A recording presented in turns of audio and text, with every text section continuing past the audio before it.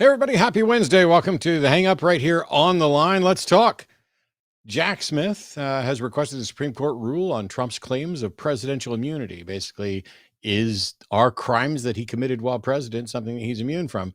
And so Jack's asked the Supreme Court to make a ruling on that. But Trump has asked the Supreme Court not to fast track that ruling. Let's not move too quickly with this because it's much more efficient and better if we let it linger until we're right in the middle of the presidential election, where he can then use that as bargaining and maybe delay things enough to where he could get elected because, he is the front leader for the GOP, which blows my mind.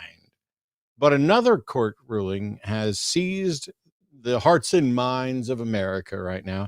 And that's coming out of Colorado, where a 4-3 decision by Colorado's Supreme Court has ruled that Trump is ineligible to be president and will be removing him from the state's presidential primary.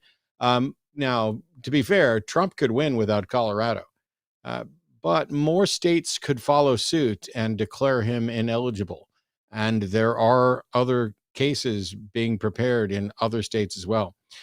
I'm expecting, and I'm, by the way, not a lawyer, not a legal expert, did reach out to Andrew Seidel, who's busy at the moment. I've given him a couple of questions. He may reply while we're live on the air, in which case I'll get you the answer to those questions. But it's mainly about my speculations, which I've done quite a bit of research on, Supreme Court rulings related to issues like this. And I think that the Supreme Court's going to need to weigh in on this, and they're going to need to weigh in on it quickly. Whether or not they also opt to weigh in on Jack Smith's request is another story. The issue here is that Section 3 of the 14th Amendment has a little 2-sentence insurrection clause. And I'll just read it to you. Here's Section 3. No person shall be a senator or representative in Congress or elector of president and vice president, or hold any office, civil or military, under the United States or under any state, who, having previously taken an oath as a member of Congress or as an officer of the United States, or as a member of any state legislature, or as an executive or judicial officer of any state, to support the Constitution of the United States, shall have engaged in insurrection or rebellion against the same, or given aid or comfort to the enemies thereof. But Congress may, by a vote of 2/3 of each house, remove such disability. So short version is this: you're not eligible to serve any office under the United States or even as an elector if you, after previously taking an oath to support the Constitution, engaged in insurrection. The Supreme Court has never, unless my information is wrong, the Supreme Court has never ruled on Section 3 of the 14th Amendment. Some people are saying, "Oh, this is archaic. Nobody's had this section of the Constitution thrown at them in court since the Civil War." Yes, that's because nobody's tried to overthrow the government in this issue like this and then been held up as the nominee or the front runner for a party since the Civil War. On October 30th, Colorado District Judge ruled that Trump incited an insurrection, but that he couldn't be barred from the ballot because Section 3 of the 14th was unclear on whether that provision applied to the United States. In short, it says senator, it says representative, it says electors, it talks about holding any office, civil or military, under the United States, etc. And the requirement is anybody who's been in that position who also took an oath to support the Constitution of the United States. Well, the Colorado District Judge ruled that while they were convinced that Trump incited an insurrection, which is a big deal, and I'll get back to that in just a moment, that the Section 3 of the 14th Amendment was not clear as to whether or not it applied to the president. And Trump's lawyers essentially tried to engage in some wordplay, saying that Section 3 refers to officers of the United States who take an oath to support the Constitution. And they're saying that can't apply to the president because the president's oath doesn't support the Constitution. It preserves, protects, and defends the Constitution. And so because the presidential oath of office, which shouldn't be a word for word listing anyway, says preserve, protect, and defend, but not support the Constitution. They argued that clearly it doesn't apply to him, and it listed all these other positions, but not president. Well, the Colorado Supreme Court ruled that, of course, it applies to the president. Nobody is above the law, and that it would be absurd to think that the framers are, saying it's nonsensical to imagine that the framers of the amendment, fearful of former Confederates returning to power, would bar them from low-level offices, but not the highest office in the land. And they're right. It is absurd to think that the people who put together the 14th Amendment, specifically in response to former Confederate members of the Confederacy who had basically defected from the United States to the Confederacy, violated their oaths, were then trying to run for office, and that they would have been okay with, oh, well, you can't be an elector of the president or a senator or a congressman, but we'll let you be a president. Yes, the Supreme Court's rule, the Colorado Supreme Court's ruling on this seems to me, as a non-lawyer, to be correct, and seems to many other lawyers to also be correct. And the word game that Trump's attorneys tried to use of saying, well, he didn't really say he'd support the Constitution. He said he would preserve, protect, and defend the Constitution. And those aren't the same thing. So what they do is they try to say, if we took those two things together, then clearly this doesn't apply. It's amusing to me that this is the way they're trying to go about this. Now, the Colorado Supreme Court stayed their own decision until January 4th, or until the Supreme Court rules. On January 5th, if there is no Supreme Court ruling on this, then this just becomes the way it is. This becomes what the Colorado Supreme Court ruled, and the state will begin printing its ballots without Trump on them. Now, Trump can, of course, win without Colorado, but there are a number of other states that are also trying to declare him ineligible. Minnesota Supreme Court last month decided that the state party can put anybody it wants on its primary ballot. It dismissed a Section 3 lawsuit, but it told the plaintiffs that if they wanted to, they could try again when the general election comes around, that they weren't going to rule on this basically for the primary. A Michigan judge ruled that it's Congress, not the judiciary, that should be deciding whether Trump can stay on the ballot. That ruling is being appealed. That ruling is pretty stupid because it's the court's job to determine the law. And so this Michigan judge was basically trying to avoid the responsibility of having to decide the law. Now, the Colorado judge ruled that, hey, Trump did incite a resurrection. Oh, was that the actual ruling? I want to make sure I get the actual language right on this. Participated in an insurrection. That was the ruling. Trump incited an insurrection. Yes, that was the actual description there. And that same judge said that this wouldn't bar him from office because they became convinced of Trump's judge's case that Section 3 doesn't refer to the president. The Colorado Supreme Court overruled that and said that, yes, he did participate in an insurrection, and the lower court was wrong. And so, yes, this will actually prevent him from being eligible to be president. Now, we're in a spot where the Supreme Court can do one of three things, possibly more, but these are the primary things. These are all I could actually think of. The first is that the Supreme Court could refuse to hear the case. That means that they would let the Colorado Supreme Court ruling stand, and that would encourage all of the other suits in all of the other states to move forward. And the fact that the Supreme Court will have decided not to render an opinion on this, that's basically like them saying, yeah, that's fine, go ahead. And that would not only embolden, but may actually add, credibility and gravitas to the cases in the other states as well, which may make it more likely that there are more states where Trump would be removed from the ballot. The Supreme Court could hear the case and then agree with it in full or in part.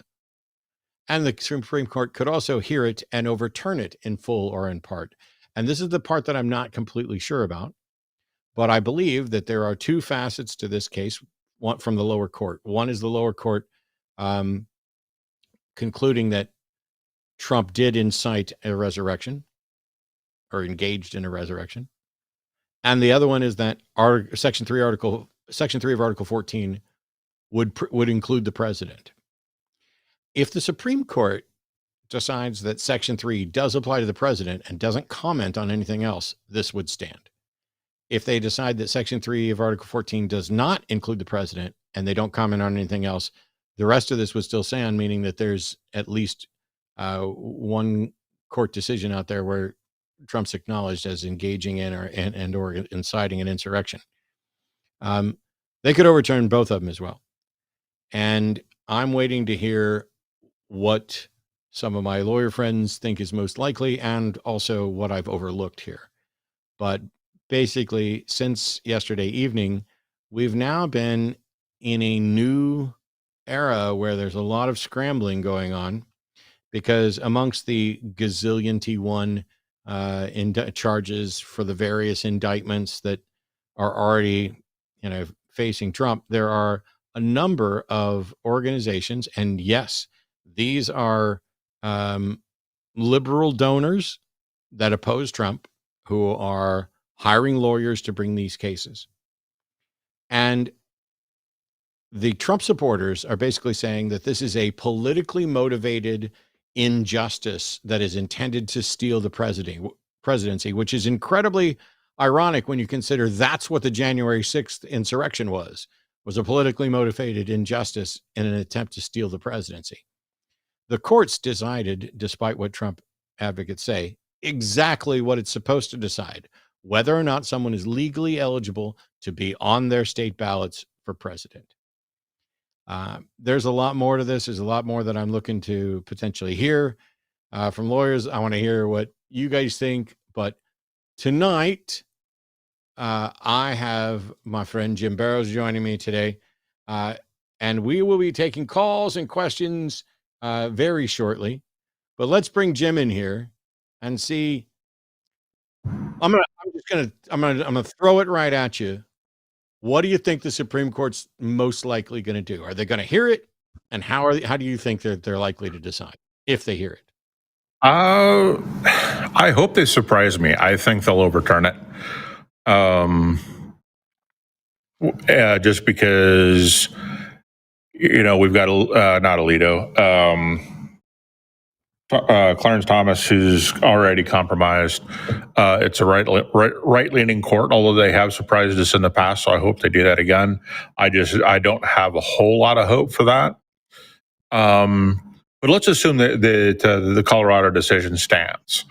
And there's enough states that don't take him off the ballot that he can still win the presidency. I don't think that the game is over at that point, because what you read doesn't say you can't run. It says you can't hold the office. So if he wins the general election and then wins the Electoral College, and this would be one of those cases where you really kind of want the Electoral College, because they should be the ones who go, no, we can't. That's kind of one of the things the Electoral College was sought to be able to do, right? Was, oh, look, this is a really popular president, and oh, look, he's a criminal, so we're not going to vote for him, right? It was kind of seen as that kind of thing in some cases. But even if he does that, then I don't know. I mean, how do you, as a country that's divided as we are, bring a court case to say he can't serve now? Because that would be the final step, right? And that would really go to the Supreme Court, and I think that would be a pretty horrifying way to go. The right wing, which is very militant and thinks violence is a solution to problems, it could go that way. I mean, we could see some more violence. It could go really, really badly if he gets elected and the court case happens. But I don't know how that would actually happen. Who would be in charge of that? Would that be the U.S. Attorney General? Well, there was one part of this that I had noted but didn't read, and that was the specific decision from the Colorado Supreme Court said that based on their decision, it would be a wrongful act under their election code for the Colorado Secretary of State to list Trump as a candidate. And depending on what the election code is for other states, if other states determine that in fact he did incite or engage in in an insurrection, and You've been this would saying make him resurrection a ineligible. lot. Yeah, that will make him ineligible. Then it may be that other states would say, hey, look, under our election code, we can't put somebody on the ballot who's not eligible to hold office. This is essentially, I'm going to have to be very careful with this. So I haven't watched the Young Turks in years. I know that Cenk was claiming he was running for president, and people were pointing out that he's not eligible to be president. And so the question was then, yes, but can he run anyway? And I wonder, I accused him of just doing it to try to sell more copies of his book. And I think that's certainly a part of it. But there's another part of me that is like, okay, is it possible that we could get Cenk to serve as a court ruling that would say, no, if you are not eligible to be president, you cannot appear on a ballot, because that would unnecessarily confuse people. And as the Supreme Court of Colorado pointed out, that would be a wrongful act for them to allow someone to appear on a ballot that couldn't, actually wasn't eligible to do the job. Yeah. So maybe something good will come out of Cenk again. I don't know. Yeah, who knows? But yeah, that's another interesting question too, is some states may have their hands tied. Some states may not be able to point at their election laws and go, no, we can't do that. And so they'll be forced to either very rapidly change their laws or put him on the ballot. And I don't know that, I think you could maybe challenge the legality if some state decided, oh, hey, we got to change our laws, we've got to do it now. If you would end up having a court case saying, hey, you're doing this not, for this reason, not for legitimate reasons. If you could do that or not. So that, yeah, there's all kinds of interesting questions, I think, from him just doing this. And also for the Republican Party for putting up with this crap, right? I mean, the Republican Party, if they had any ethics, any sense of decency and what it means to be American, should just shut him down and say, hey, he's no longer a Republican, he's doing this on his own. But I don't think we'll ever get that. I don't think we'll see that, because what are the Republicans going to do? Who are they going to run? They could possibly beat Biden at this point. There's a couple and that's what they're thinking about. They're thinking about what? I said that's the only thing they care about, right? Is winning. They don't care about the country. Yeah. There's a couple other elements to this that have crept up in the last 24 hours or so. And then as soon as I get through those, I'm going to go ahead and we can start taking calls and stuff. But Vivek Ramaswamy, who's running for president, announced that he would withdraw from the Colorado primary ballot unless Trump gets put back on the ballot, and has demanded that all of the other people running against Trump do the same thing. And what's interesting is that everybody, including Chris Christie, who's been the most anti-Trump of the entire GOP field, is denouncing this ruling by the Colorado Supreme Court. And none of them have any grounds to do it. They're just saying, oh, this should be left up to the voters.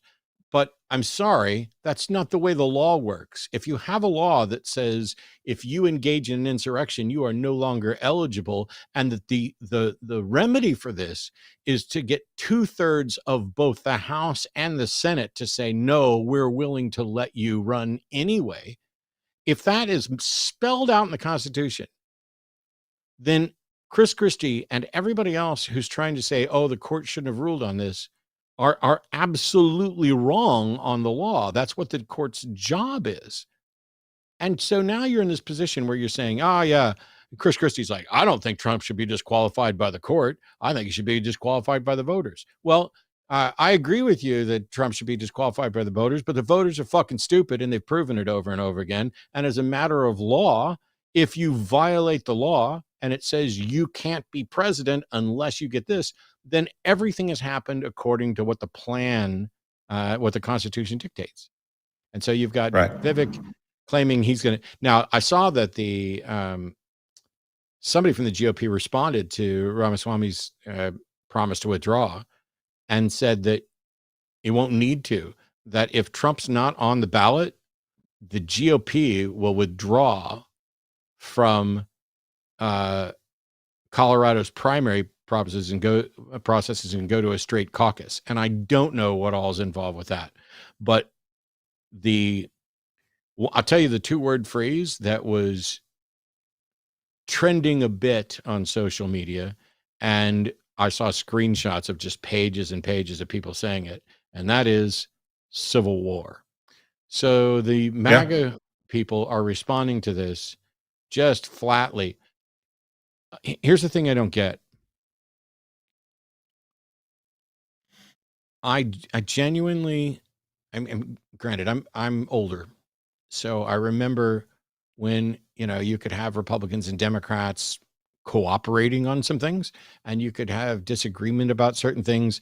And while the Republicans, Democrats were the opposition, they weren't necessarily the enemy.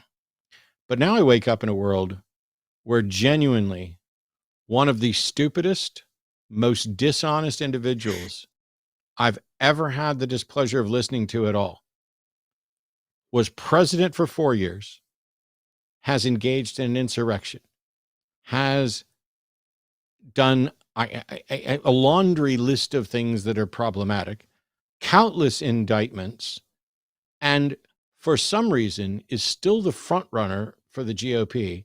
And what the fuck has Trump ever did to make all of you deep throat him all day, every day? Because that's what you're doing. That's what the GOP is doing back to back. I can tell you that, there are some voters, and my mom is going to be one of them, who only care that he does not support abortion, that he is pro-life, that he supports the pro-life thing. He's not pro-life. He's pro-Trump, but he supports the pro-life position. And so she's going to vote for him no matter what, because she's a one-issue voter. And that's on both sides, right? If you're a one-issue voter, stop voting, please, because you're not doing anybody any good. There are a whole lot of issues you have to look at.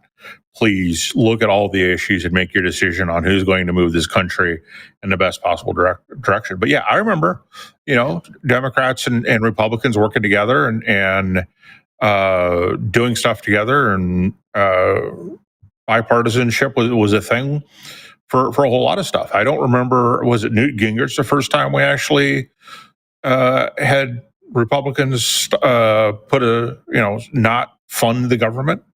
Was it his era, or was it before that? It's relatively recent. I don't think it was in the 80s. I don't think it happened under. I think it happened under Clinton. Ever since then, it's like for the people who are like, oh, I have relatives who are going to be single issue, and it's going to be abortion, but we've already seen Roe overturned. But these are the same people who are voting against their own self-interest, and it's in the let's just make the rich richer.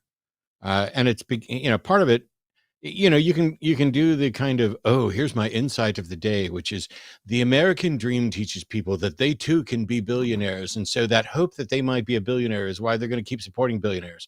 No, it doesn't.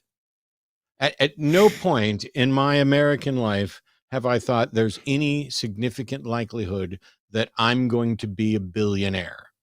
It doesn't matter who I vote for, what policies get in place. I'm not going to inherit massive wealth, and it's incredibly unlikely that I'm going to come up with the idea that makes me a self-made billionaire. I don't think that's why people are voting the way they're doing. They're like, oh, well, it's the first wave of, immigrant multimillionaires or, black millionaires and all this. And so now they're fine with let's get away from the wealth tax. I don't think that's it at all. I think that there is, we've created the internet, given people more access to more information than ever, and then allowed it to kind of self-segregate so that the algorithm feeds you more and more bits of the same thing, which makes you think that there are more people who are in agreement with you than there actually are. Yeah, I agree with that. I also think that one of the best ways to stir people up is to give them something to hate. And Trump makes mouth noises like he hates the same people that a lot of these Republicans hate. And that's a problem there too. He is, a populist president. He's saying things that some of the population like, and for some reason, the entire field running against him on the Republican side isn't really running against him. And what is that? How does that happen? Why are none of them going after Trump the way they should be if this was any other election? I mean, can you show me another election cycle? Yeah, he's the closest. But even he's over here going, Trump should be on the ballot. He should be cheering. No, Trump should not be on the ballot. That's self-serving. I think that Chris Christie hates Trump. I think he's been the most outspoken GOP candidate that is saying things negative about Trump. He's blatantly, Trump should not be allowed to be president. But his opposition to this court ruling is self-serving. Right now, they can't win on the law. All they can win is on the poisoned popularity contest. And to be like, oh, look, they're making political enemies. And Christie, like everybody else, is probably going, okay, well, if they determine that he engaged in an insurrection and this disqualifies him, what if they keep digging and find out that more of us engaged in that or engaged in something similar and extend that? And now all of a sudden I'm disqualified from running. It costs him nothing to say, leave the ballot. It would probably do some of them harm to say, nope, yeah, that was a good decision. Trump shouldn't be on the ballot. I mean, of all the people that are currently running in GOP, none of them stand a chance. Trump's far and away the front runner. And I have difficulty figuring out which of them I like most of those. Because, let's be honest, I'm not going to vote for whoever the GOP puts up. But there are times when I would almost suffer through Nikki Haley. There are times when I would almost suffer through Chris Christie. I think Vivek Ramaswamy is only there so that Trump will pick him as vice president. Yeah. I think a lot of them are there to get picked as vice. So, yeah. I think, thinking about some things you said, I think one of the things that could come up in the Supreme Court, I may or may not agree with this depending on how they do it, is Trump hasn't been convicted of the crime of insurrection. Yeah. And so do you need to be convicted or does some rando on the street going, hey, you started an insurrection, which, we don't have randos on the street. We've got plenty more evidence of that. But, yeah, and I think we've only got one judge that said, yeah, he instigated the insurrection. Is that enough to trigger the law, trigger the Constitution at that point? What says you were part of an insurrection, right? Yeah, is a judge declaring that part of a criminal case, or do you need a criminal case? Yeah, no, I think that. So that's where we get to where Jack Smith is talking about, is Trump, immune? Does he have immunity from crimes he committed while president? But also it may be the case that the Supreme Court is sitting there saying, okay, hey, we're, I want to do something in a minute with regard to audio, because there's people talking about audio levels and stuff like that. But it may be that the Supreme Court could say, okay, if in fact someone were convicted of insurrection, guilty of insurrection, then you can disqualify them. But until they've been, convicted of that, that's one of the many ways the Supreme Court may be able to rule. And then they overturn all of it. And then we have to have yet another trial to show whether or not he was guilty of engaging in an insurrection. And by the time all that's done, he could be fucking president again. And then we'll be having a case on whether or not he's allowed to pardon himself. Yeah. Right. No, there's just no way that this goes well, I don't think. Because, this was the 14th was post Civil War, as you mentioned, was aimed at Civil War generals and politicians on the losing side, on the South side. The losers. Yeah, the losers. And the continuing losers. Yep. Right. Then would any of those people, would they think that those people would have to be then convicted, or was the fact that they were simply on the losing side and publicly so do it? And again, that goes back to my some random on the street accuses some politician of, let's say some random on the street accuses Biden of being an insurrectionist and starting an insurrection. Nobody's heard of it. What evidence do we need to support? Would we then support the 14th Amendment being used? Right. That, I think, should be the standard. Is if it's a guy you support, I don't care who you support, pick someone you support, is being accused of being an insurrection by someone on the street, is that enough to trigger it? Or do we need something more? Because right now, yeah, we have all this evidence. We've got, the speeches and all the rest of it, but it hasn't been proven in a court of law. So what do you really need? What's the standard for applying the 14th Amendment? Is just this, all the evidence that we have good enough, or does it need to actually go to court and be proven at a trial? Yeah, and the judge said it is, but not as part of a criminal trial. So that's the other question too, right? So yeah. I don't know. I everybody knows I despise Trump, and I'm pretty damn left wing. But I'm going to be honest about this. Trump's legal arguments regarding this case, some of them were absurd. The notion that Section 3 of Article 14 shouldn't apply to the president, or that because the oath of office for the president doesn't include one word here, that they did have some, though, some good arguments, or at least arguments that are worth reasonable consideration.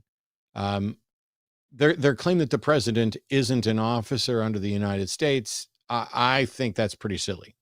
That's bullshit. Yeah. Now, what their case was, he is the United States, which okay. No. The consequence of that's really silly.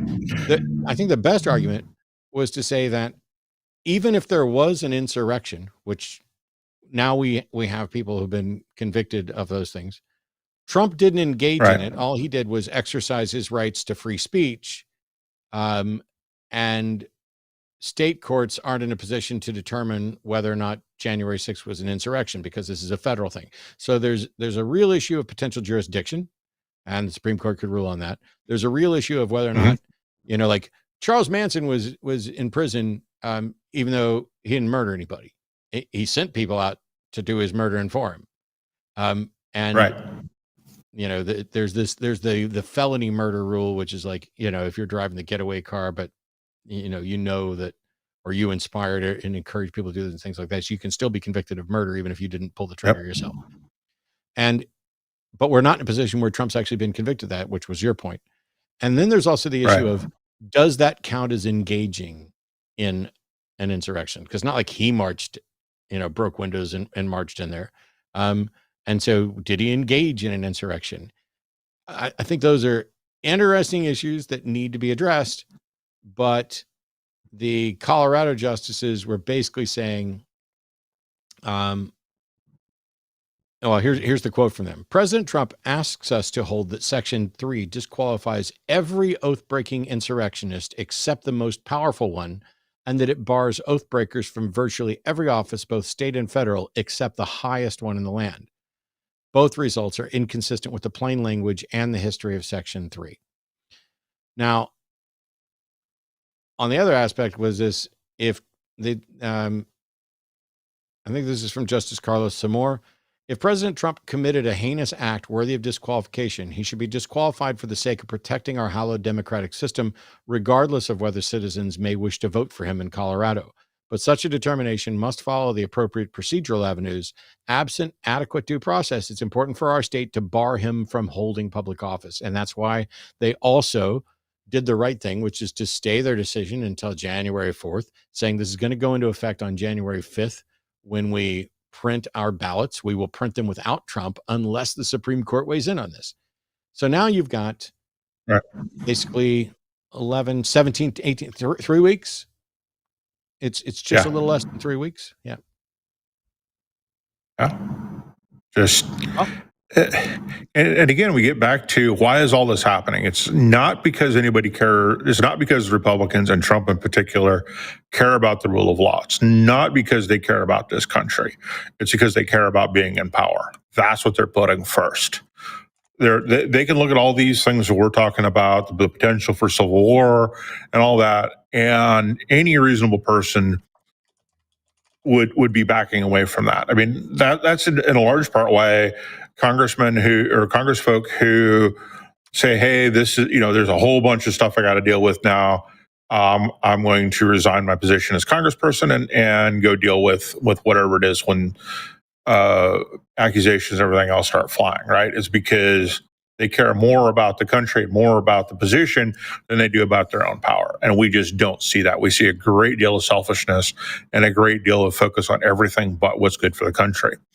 If the Supreme Court came back and said, hey, you need to be convicted before the 14th Amendment applies, or you need a judge to say so of some kind, I wouldn't like it. I would hate every second of it, but I would support it because that makes a certain kind of sense to me.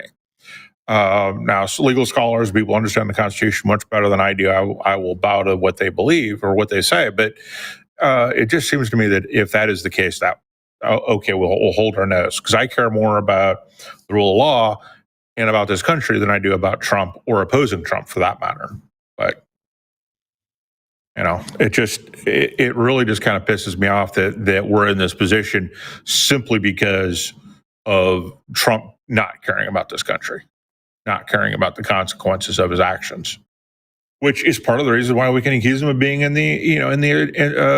starting the insurrection, is because he thinks he can say whatever he wants and whatever people do is not his fault. And that is also not the case, right? I mean, actions have consequences, and so does him saying stuff have consequences. And he's just not used to having that happen to him no matter what. It's ridiculous. Absolutely ridiculous. All right. I'm checking, by the way. I've been using this incredibly useful service, a pharmacy that delivers. Unfortunately, they were out of a medication. I had to order a replacement, and their only time to deliver it is on Wednesday when I'm on a show. So we're keeping an eye on the delivery driver so that the lovely and talented producer at the end of the hall can run down and grab those. Let me go through and make all the announcements because we have callers ready to go. We're going to start in just a couple moments with Sasha, so prepare yourself. Let me get the announcements out of the way. Welcome. You are watching The Hang Up on the Line. The Hang Up's my weekly show where I talk about whatever the hell I want. But as is the case with all of the shows on the line, it is a call-in show. And as is the case with all of the shows that I do personally, theists will always have priority. So if you don't think, oh, they're just going to talk about Trump and Colorado tonight. No, if you want to call in and defend some supernatural belief of yours or God belief, or have questions or have arguments or whatever else, we're open for all that. Please, though, do your best to bring your A game. And also, please listen. If Jim or myself ask a question, there's a chance that we could have been really sloppy and asked a silly question. We might have misunderstood something. We may be asking for clarification. We may be asking because we have a direction we'd like the call to go. We may be asking because we've heard it 500 or 600 times before.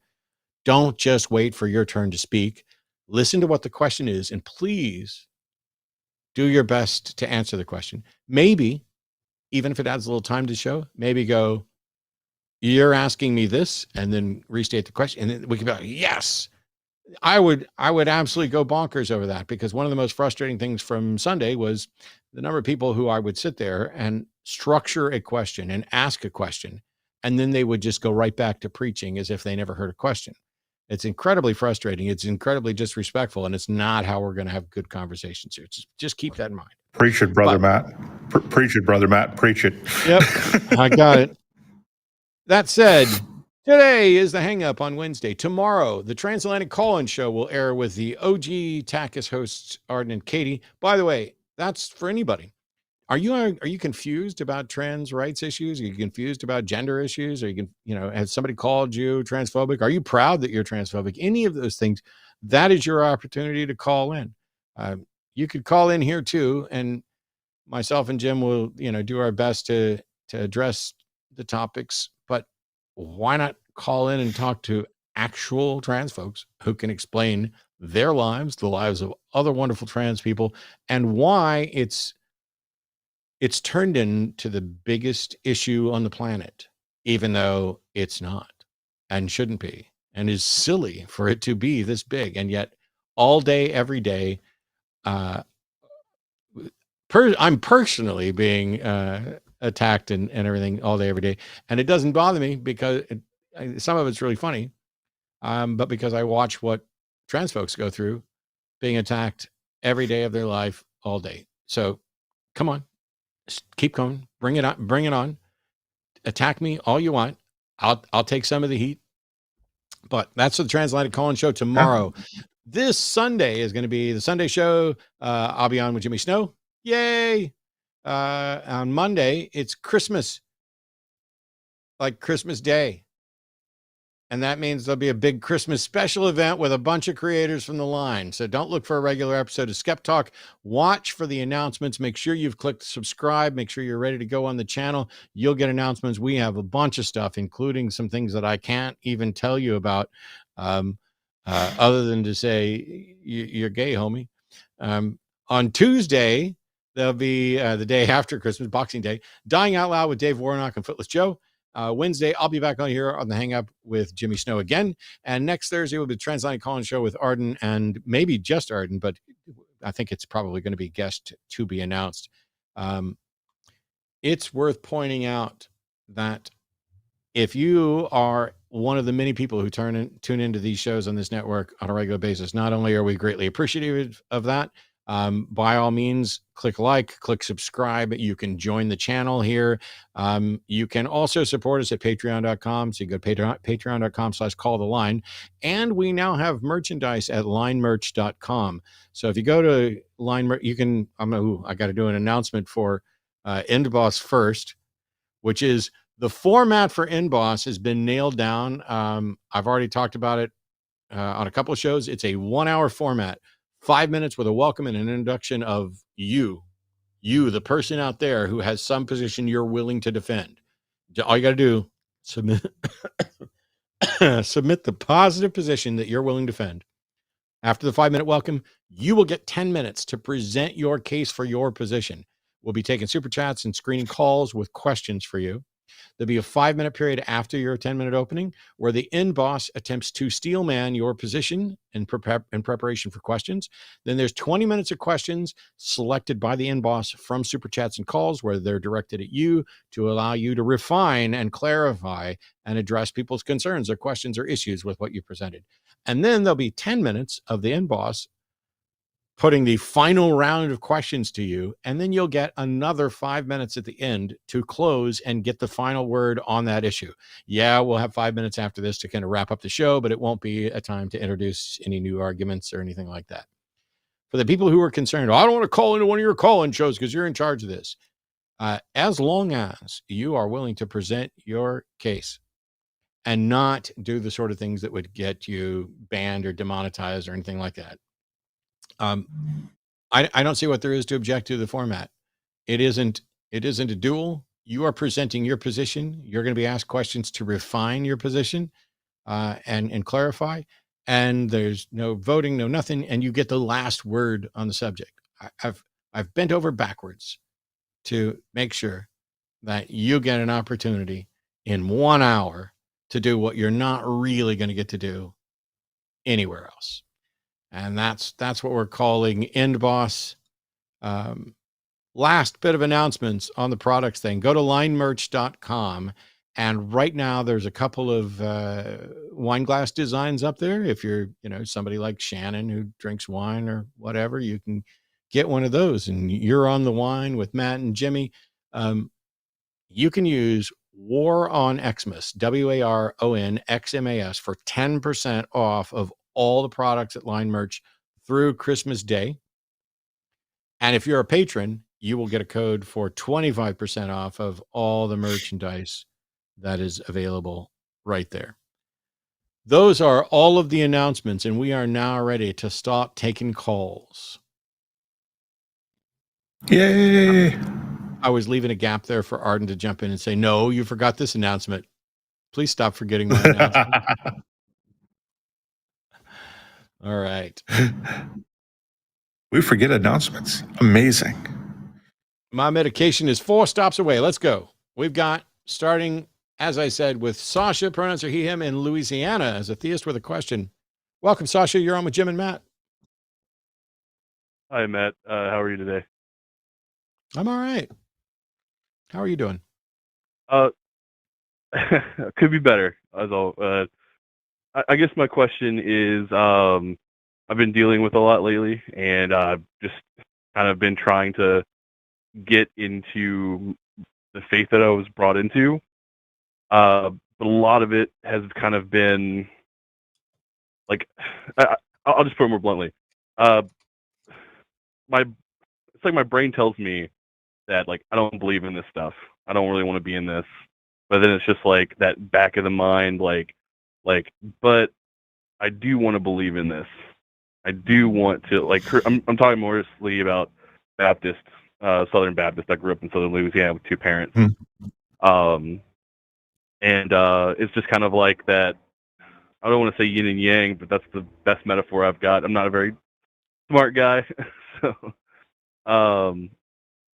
so I kind of just like there's like that part of me that's just like I don't think there's anything out there. If I die today, there's just nothing. And then there's the other part that's just like, but like I've got friends that have died, family that's died. Like I don't want to think that like there's just nothing out there, even though like there's no rationale to what I believe. It's just like this constant like, yeah, but like what if I'm wrong? And what if I'm wrong, then I suffer consequences for that. I guess it's like I guess the question is, what is there is that rational? Is that like a rational thought process that most people go through, and is it reasonable to like hold on to faith even if it's just in fear? It kind of depends. Given what you're describing, it seems like you clearly don't believe, but you're afraid to acknowledge that you don't believe.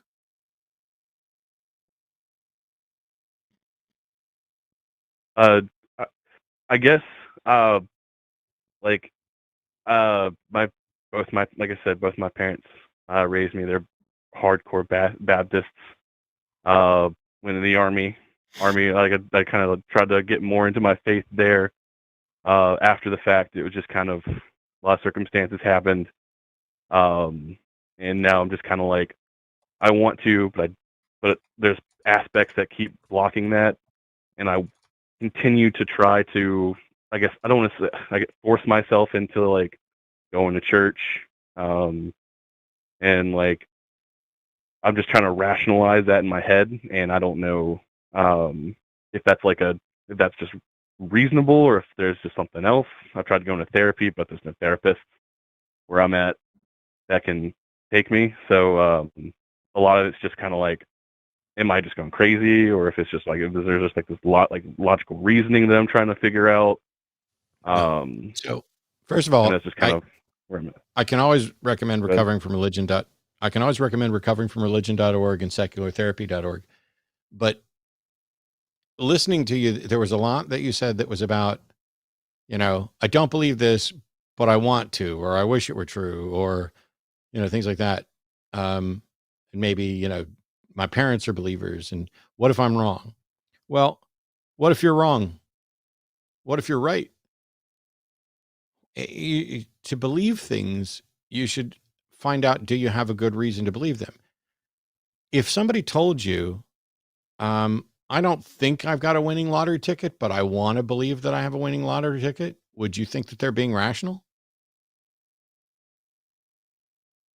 I would not think they're rational, no, sir. Yeah, I wouldn't either. And so when somebody comes to me and says, hey, I don't have any reason to believe that there's a God, but I really want there to be, or I'm afraid of what life might be like if I were to acknowledge this, or it would seem to me that the time to believe something is when there's a good reason for it. And you can definitely argue that it would be rational and that there would be a good reason to act as if you believe. there are plenty of good reasons to act as if you believe. It'll keep the peace between you and your parents. It'll, make sure that you aren't one of the maligned atheist class. Nobody's going to come after you for that. But the issue here is that if there's a God, do you think that God knows whether or not you're pretending?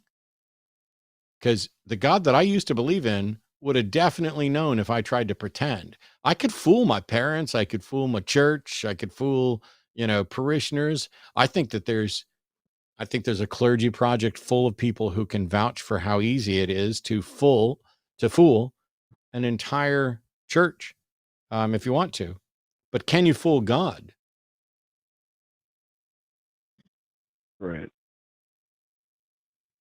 I guess if I may, like, is it just like, I mean, I don't know.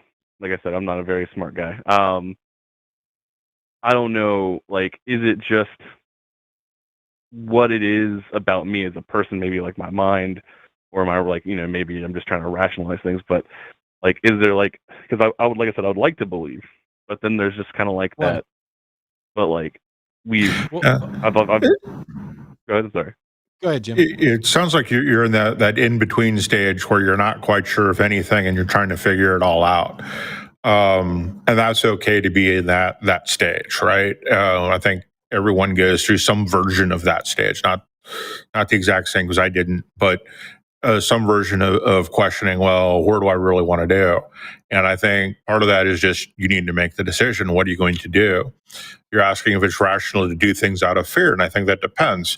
If you don't drive into oncoming traffic because you fear dying, I think that's perfectly rational. If you don't want to go outside because you might get run over by a snuffleupagus, that's not as rational because snuffleupagus don't exist, right? So that's not rational. It is rational to act out of fears for consequences that can actually happen. But it's not if it can't. So, and it depends on the kind of God that you believe in. If you believe in that you were brought up to believe in, if that he is, perfect justice, then the fact that there's not enough evidence to convince you he exists is not your fault, it's his. But I think you just need to really make a decision and then decide, yeah, this is the way I'm going, at some point, and rationalize, think it all the way through. If you're doing it just because of fear, do you fear something that can't happen, or do you fear something that can't happen? Do you fear something that's real, or something that is just in your imagination?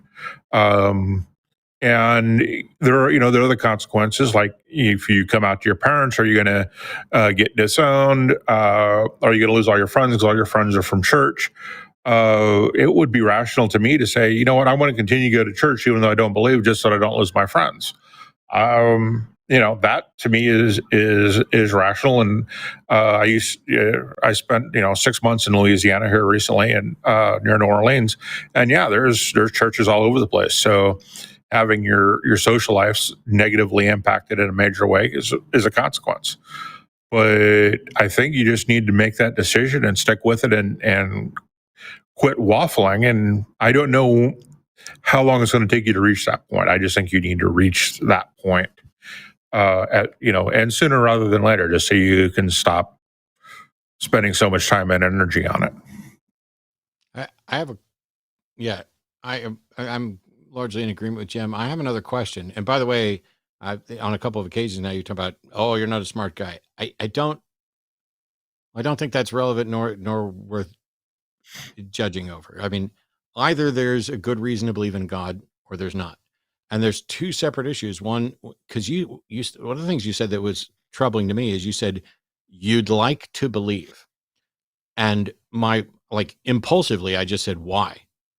And so I'm wondering, when you say I'd like to believe, are you saying I'd like to believe that there is in fact a God and all of these trappings are real? Or are you saying that you'd like to act as if you believe? I what is it you'd like to believe? And is the primary reason one of inclusion? Like, you get to stay, you don't get ostracized for not believing? I don't know what it is that you find appealing. Right. I'll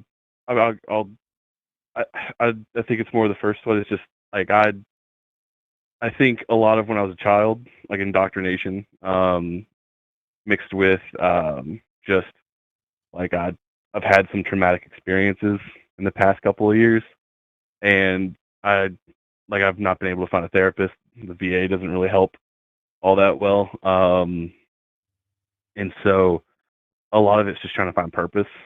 And so when I say I'd like to believe, I'd like to think that there's purpose behind it, or purpose Okay. behind something, rather than just nothing. In a sense, yeah. Yeah. So first of all, thanks. Because quite often I ask questions like that and I don't get anything that comes close to um, like a usable answer.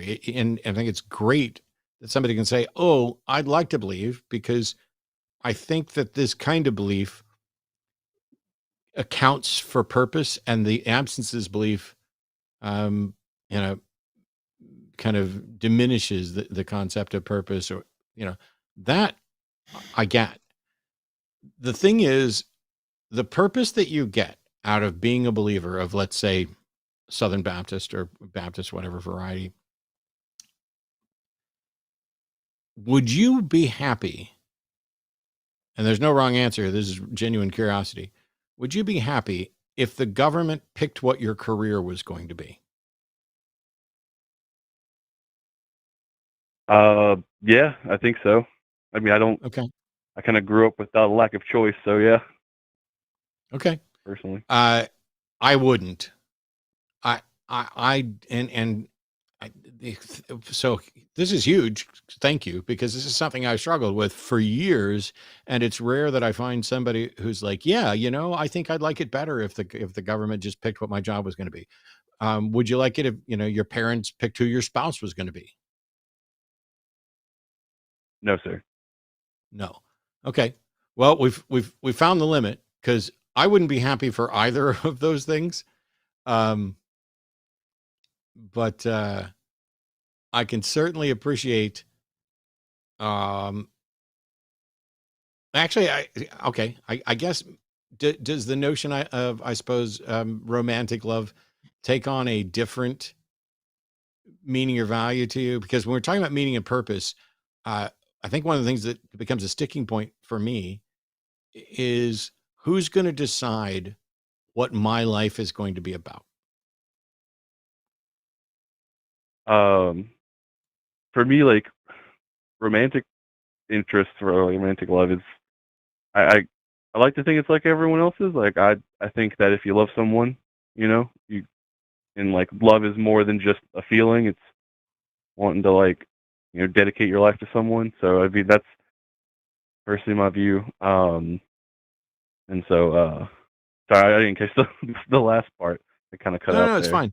I think you basically you thwarted my usual examples, because when somebody talks about they like the fact that Christianity or whatever religion they're in gives them meaning or purpose.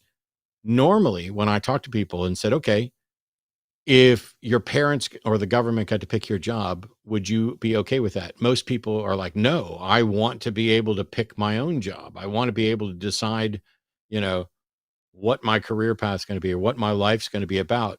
But you're in this position where you're like, yeah, I think that'd be fine for the government to decide what my job is. And yet, similarly, people would be like, oh, I wouldn't want my parents to pick my partner. Um, but and you, that one you rejected. So it seems you want some control over some aspects of your life with regard to who you love and who you're partnered with, but you don't really care about a career path. Right. Yeah. I So, mean, and that's my fine. whole life was basically just yeah. I'm sorry. What purpose? So, given that you've given two different answers on those, and I don't agree with you, but I mean, I'm not going to say that there is a wrong answer there. What sort of purpose do you feel that you get out of Christianity that you really like? What is the purpose of your life according to your version of Christianity? Helping people, quite honestly. I just like I felt like my purpose and my calling in life when I thought it was God, but I don't even know now. Like, I doing charity work. I dress up as even now, like, I like doing charity work. I dress up as a stormtrooper and like go do stuff for kids, you know. Cool. So like I Oh, just feel like charity work. So my version of Christianity. well, there's the version of Christianity I just real grew up quick. with. Yeah. Yeah, go ahead. Go ahead, Jim. I would say, you can help people and still make halfway decent money. I've got a family member who's a professional fundraiser for charities. That's primarily what they do. And they make fairly good money at doing that. And so they're helping charities help people. Now, some of those charities have been for film festivals, and some of those charities are other things that directly help people. But if that's what you like doing and that makes you happy is helping people, then you can get into nonprofits and make that your purpose. You can make that your choice rather than have it foisted on you by default. Because what if somebody convinces you that God's really told you to go do something else that you don't want to do, which is a real possibility. But if you like helping people, there's nothing wrong with making that purpose. And there's a lot of different ways to do that. There's a lot of different charities that do a lot of different things, and you can continue to go that route. And you don't need religion to do it. There are plenty of charities out there that don't have any. Red Cross helps people all the time. Not a lot of religion in that one. And then there's a couple others out there too. There's one that my family member worked with for International Rescue Committee, IRC. They help refugees from a wide variety of places transition to the United States. They help them not only get their passports and their green cards and all that, but also things like, how do you use a stove? One of the stories that my family member told was they had to relocate a family because they didn't know what a stove was. And so they just started their cooking fire in the middle of the living room because they didn't know. And so that became one of the things on the checklist was, okay, we're going to teach them how to turn the stove on, how to use a stove, so they can cook. And that seems really strange, but that, again, and it is, I suppose. But anyway, there's a lot of different places you can go and help people if that's what you want to do. It's just a matter of finding them. You may not be able to stay in Louisiana for all of them. You may be able to do that. It just really kind of depends. And then you've got, police officer and ambulance. I wouldn't recommend nursing. But there's all those types of things as well. So there's a lot of different things that you can do. Depending on, that help people. So you can make that your purpose. I want to help people, then figure out how you want to do it and what makes sense to you. Yes, sir.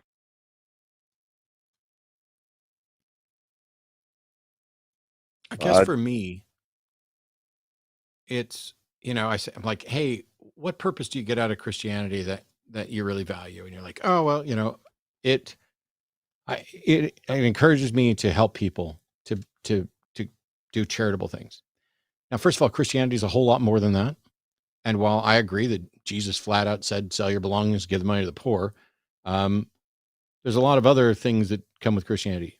But I'll point out, if you lined up 100 Christians, even Baptists that went to churches you went to, how many of them would say their purpose of charity is that they get from Christianity is the same as yours? Because it seems to me that you have a purpose that you've decided on your own is what you want your life to be about. And so you're sticking with a version of Christianity or a view about Christianity that supports the purpose you want. You want to help people. And since you can help people, as Jim was pointing out, and work for charitable organizations and do all kinds of stuff like that without Christianity being involved in any way, it would seem to me that you've decided what the purpose of your life is going to be, to help people. And you've specifically picked a convenient and yet inefficient foundation for that. It's convenient because you grew up with it, you can point to it, and you can say, yeah, my Christianity makes me want to be more charitable and stuff like that. And then you don't have to justify anything. You can be like, oh, well, what's your purpose in life? Oh, well, God's given me this purpose to be charitable. What would be wrong with someone saying, hey, I've decided that the purpose of my life is to work to help people. And if somebody said that, aren't they better than the people who've decided that their purpose in life is to help people because God decided that should be their purpose? Yes, sir. I would agree with that. Yeah.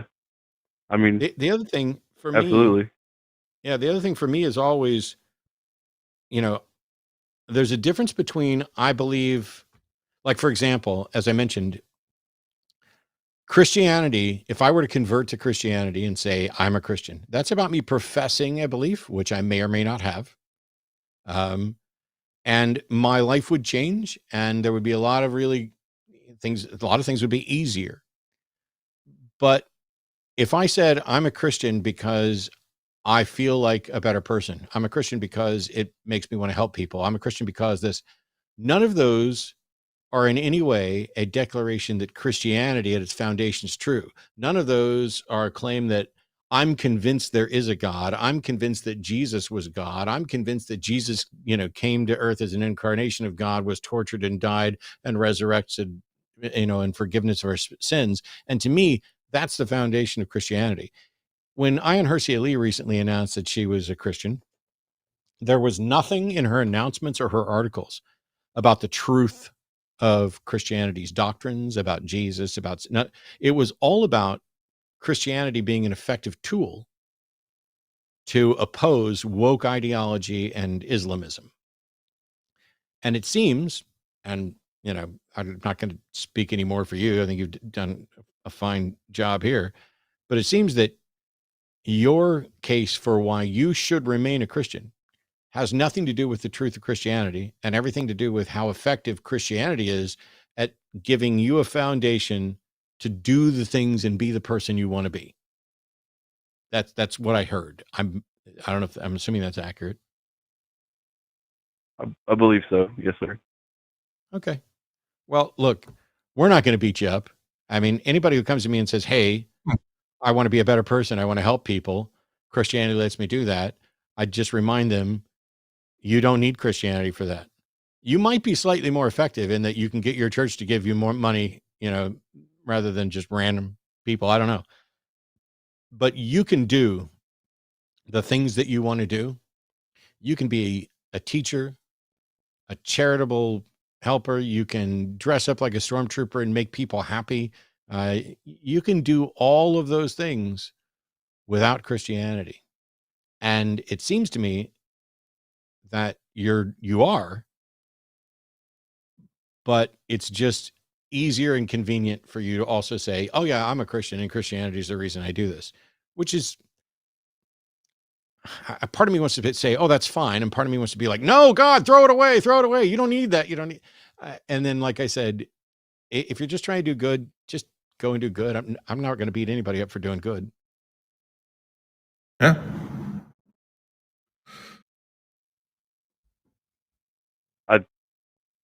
You guys really helped me.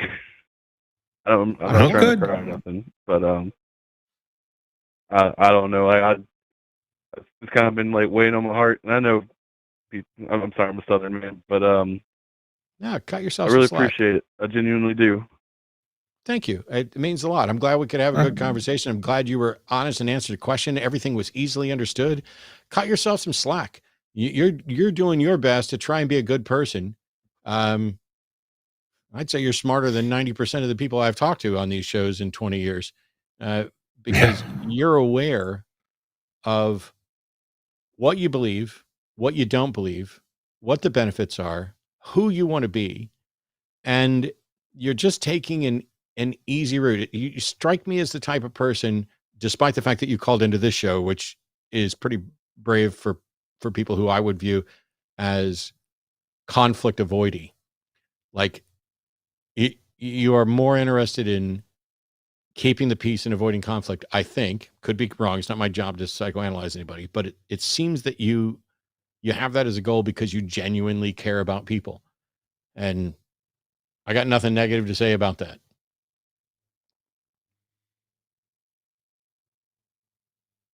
I do appreciate it. And I think to some degree you are right. I try to be, I guess the word of reason a lot of the time.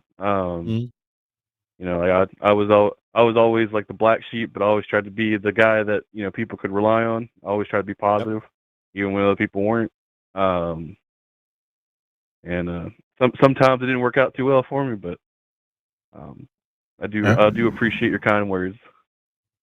Thanks so much, Sasha.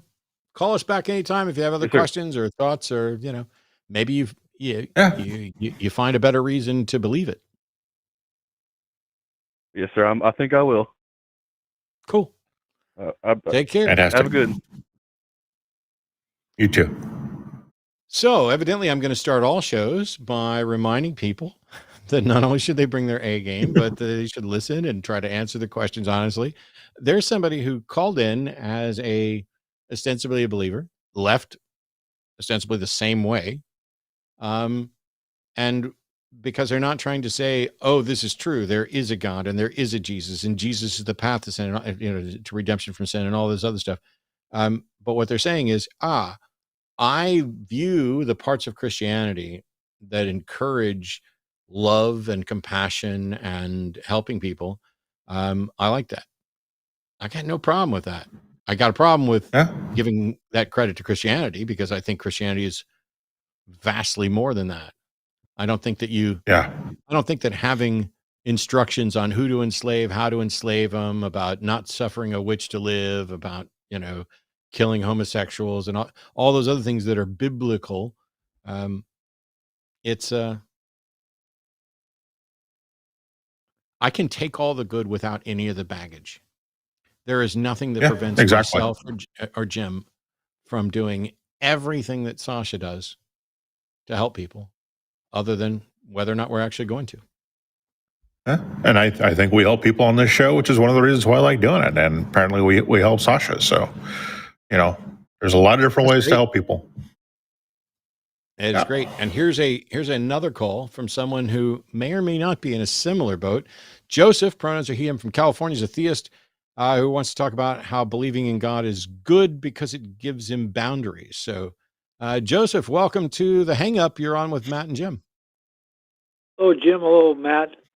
Well, my reasons are kind of selfish, when it comes to Christianity. I was born a Catholic, raised in the church, and all that. But then later on in life, I decided I didn't believe in God anymore. And I kind of ran amok. I got tired of going every Saturday to the confessionals and confessing to some guy what I did and telling him about what I did. And I just got tired of it. And I went out on my own, and all I got was problems. I got all kinds of problems, drinking problems, assault problems, all kinds of problems. My life just ran amok. And I went to the courts and all that stuff, and they told me I had to go to an AA program, and then there I got introduced back to God again, and started using the concept of, I got to, for what I do, I got to be accountable for my actions, which I didn't care. I didn't care who I hurt, what I did. So it said take one, I'd take 30. You know what I mean? I was down. Right. So I need boundaries. I'm one of those types that have to have something. Now, my motives for Christianity are strictly selfish. I like the concept, even if there isn't a God, the concept that you gotta be accountable for what you do, and you don't want to hurt other people. I go with that concept, but me on my own, I can't do that. So that's why I'm compelled to believe. If God doesn't exist, what's keeping you accountable if God doesn't exist right now? Well, that's what it took to get my attention, and I needed accountability. You know what I'm saying? So I have to talk to people and realize that I'm not here to hurt people. But I didn't care before. But now I do care about my realization that There's a reason, and my reason is not here to destroy people. It's to help people, like the guy said. And I like the concept of Christianity, but I have my doubts about God's existence at times. Then again, I say, well, maybe he is, maybe he isn't. So I'm kind of like on a fence, but. Yeah, you haven't really answered my question though. If God doesn't exist, what is holding you accountable, and how does your belief in God existing keeping you accountable? That's the thing. If when I believed God did not exist, I said I had no parameter or nothing. I'd do anything. I didn't care what I did when I thought that. When I realized God doesn't exist. But what's keeping you accountable now? How is God keeping you accountable now? Well, the fact that He might be there. And I don't want, and being 74 years old at the end of my life, and so fear is the only thing keeping you accountable.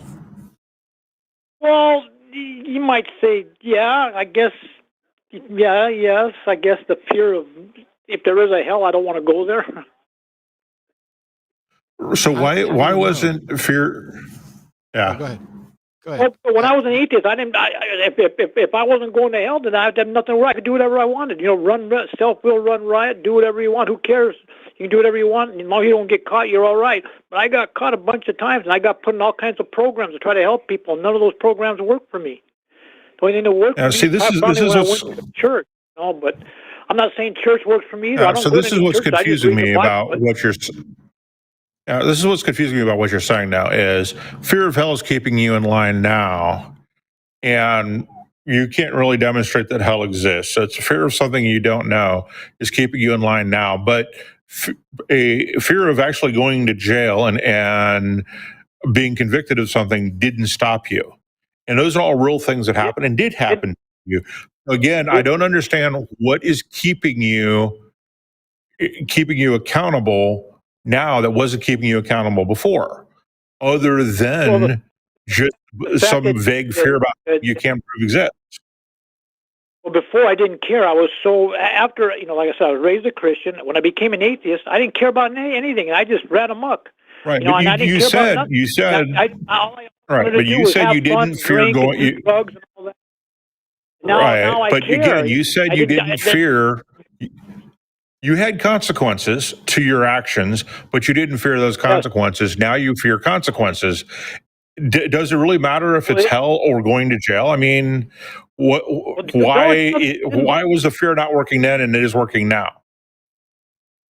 Because then I wasn't thinking about death. Now I'm thinking more about death than I did when I was younger. I never thought about death. All I thought about was having fun. So my mind wasn't worried about what's going to happen. So I just said I'm going to have as much fun as I can. Since there ain't no God, and I really believe that. I really convinced myself there was no God. And then I became the other side of this is both Matt and I are atheists, and neither one of us are out doing the things you're doing. So it wasn't the fear of God; it was a fear of.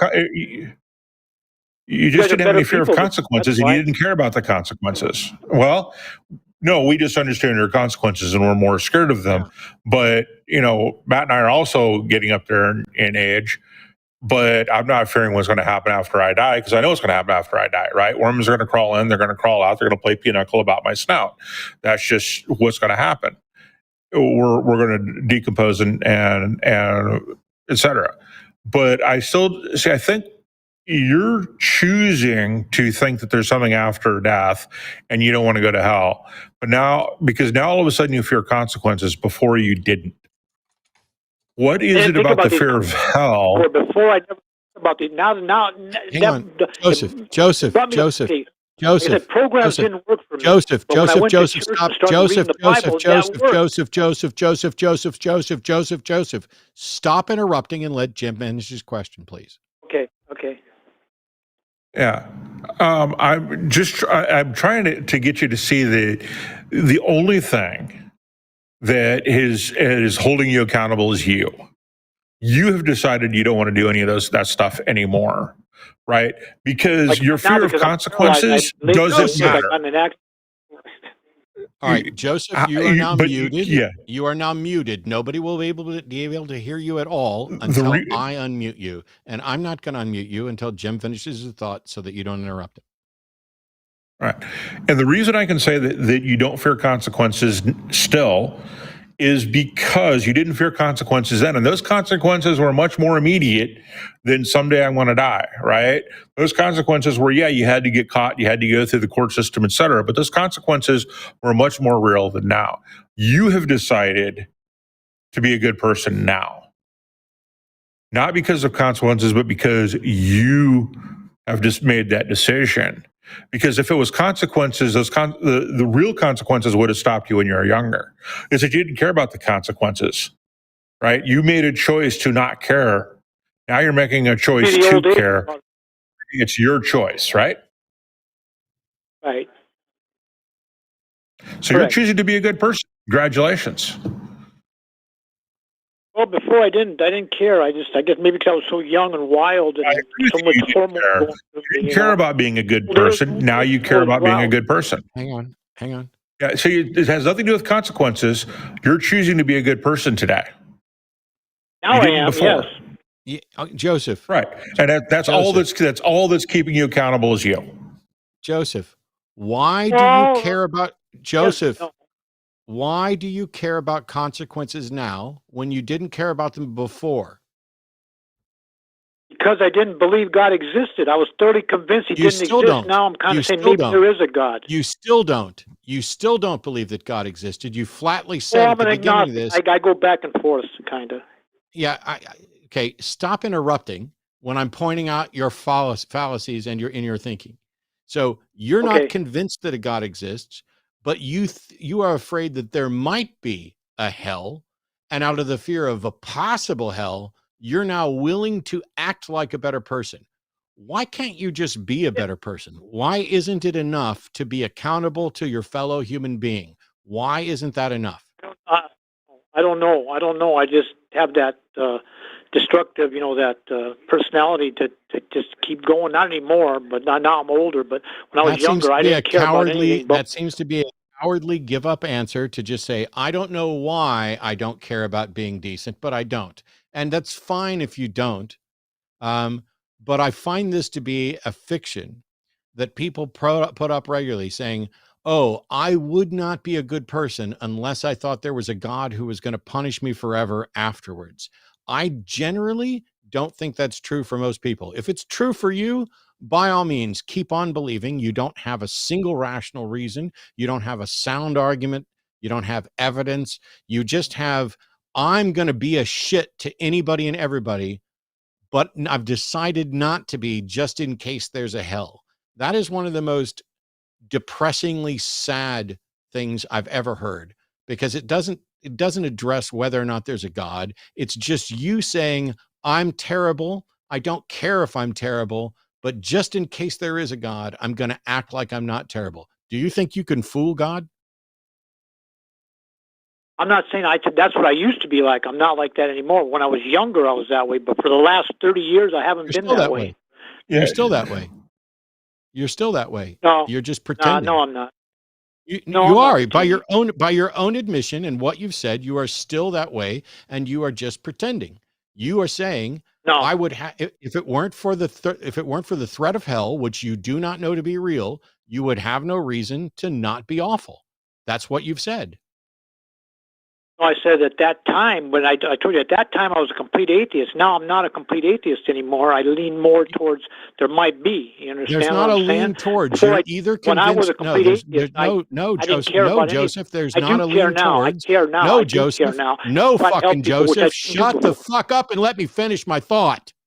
No, Joseph, you don't lean one way. You are either convinced that there is a God who will send you to hell, or you are not convinced. Now, you might go back and forth on it day to day or whatever, but that's an admission that you would still do terrible. Here, Joseph, would you do terrible things if you were convinced that there wasn't a hell? Not now, because I'm too old. I can't. I'm stuck home and I'm paralyzed, so I can't do nothing but lay in bed. Oh, my God. There you go. Joseph. That's the reality of it all. Joseph, if you weren't fucking stuck in bed and paralyzed, and you did not think there was a hell, which you're not necessarily convinced of, would you still do bad things? I really don't know, because I'm not there and I'll never be there. Oh, my God. All right.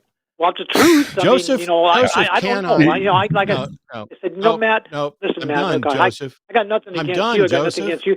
What works for me ain't done, going to work for other Joseph, people. because all right, now I'm going to fucking mute you. I'm done, Joseph, because you're saying that you had no way to stop being terrible until you became convinced that there was a God who might punish you in hell. But then you go back and forth. You're agnostic. Maybe there is a God, maybe there's not a God. Maybe there is a hell, maybe there's not a hell. And so then my question becomes, so you're saying you would still do those things if it weren't for hell, because hell was your only reason. And then late in a 12-minute conversation, you decide to say, no, now I have a new reason to not do bad things because I'm paralyzed and living in bed. Well, I'm asking about your character. I'm not asking about your fucking mobility. You don't get to cop out and be cowardly and say, well, maybe I'm still the same person. Maybe I'm not. I won't know because I'm stuck in bed. If that's the case, then you don't need God. You just need to stay in bed and continue to be convinced that you would do bad things to people if it weren't for the fact that you are incapable of doing it.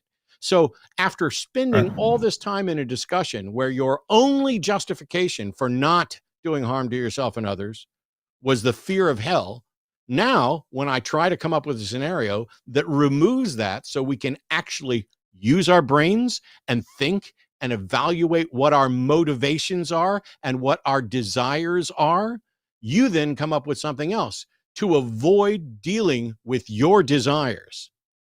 You avoid dealing with what you truly want to do and who you truly are by either saying the threat of hell prevents me or being paralyzed prevents me. Either way, you seem to be completely afraid and unwilling to do some introspection and figure out who you are and what you want to do, which, by the way, I'm going to unmute you in just a second. If I were still a Christian, let me move my glasses. I would point out that you, sir, are a terrible Christian. Christianity is about the truth of Christ the Redeemer. It's not about trying to avoid hell or consequences. You can't fool a God. And if your only reason for doing that is the threat of hell, you're not a good person, and you never were, and you never will be. And Christianity didn't make you one, and you're not going to be able to fool a God.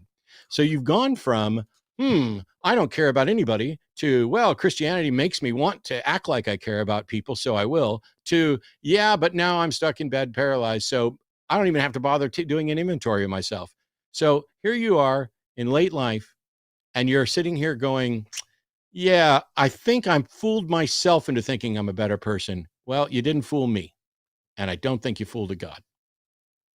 And just to continue with that line of thought, you are still avoiding the consequences of your choices. You became an atheist, then you decided to do a bunch of bad stuff. The two things are not related.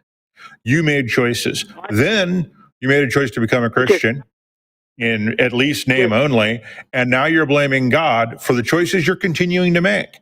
When do you accept that you make good choices and you make bad choices, not whether you're an atheist, not whether you're a theist, but you yourself are responsible for your choices? Well, this is what I'm going to tell you, okay? The night I got in my accident, I was bringing diapers and formula and food to somebody that didn't have anything, and that's the night I got hit by a car. I started changing my life. Okay, now most of my life was horrible, but I did change. I came to the point where I did change, and that's where I'm at now. And I wish I'd have done this a long time ago, but I told you I was raised in a very violent town, and I was around violent. Around a lot of drug again, you're not answering the question. When are you going to take responsibility for the choices you make? Meanwhile, what you're saying is you were terrible. You turned your life around. And while you were out trying to deliver diapers to somebody, God decided to put you in a car accident and cripple you. God didn't do it. I did it to myself because I didn't, he didn't do it. God didn't do that. Did God I didn't pay attention when I came out of the driveway. I'm going to take the crap myself. I'm not going to blame anybody else. Did God create the universe? Well, according to the Bible, he did. You know what? But I can't prove it. No, Joseph. We're Wow. done having a conversation because you are not Yeah. ready to have an honest conversation. If I ask you, did God create the universe? And you're like, according to the Bible, he did. I didn't ask you, does the Bible say God created the universe? I fucking know what the Bible says. I know it better than you do. I bet my life on it. I was asking you what you believe. And here's the reality. I believe there's a God. I really believe there's a God. You don't. Now I do. No, I believe there's a God. No, you don't. No, you don't. You know You're what? just a liar. There was other Joseph. times in the Bible. There was No, some Joseph, people you're that a said, liar. I don't believe anything you say. Prove you're not a liar. Yeah. Prove you're not lying. Well, because I'm coming here and talking, and facing, willing to subject myself in front of all these listeners. Why would I come up if I wanted to lie? No, you're not. I don't want to lie. I just want to. I just want to tell you that without it, I'm no good. Okay, no, that you're no good with it. Else, but you're no good with it.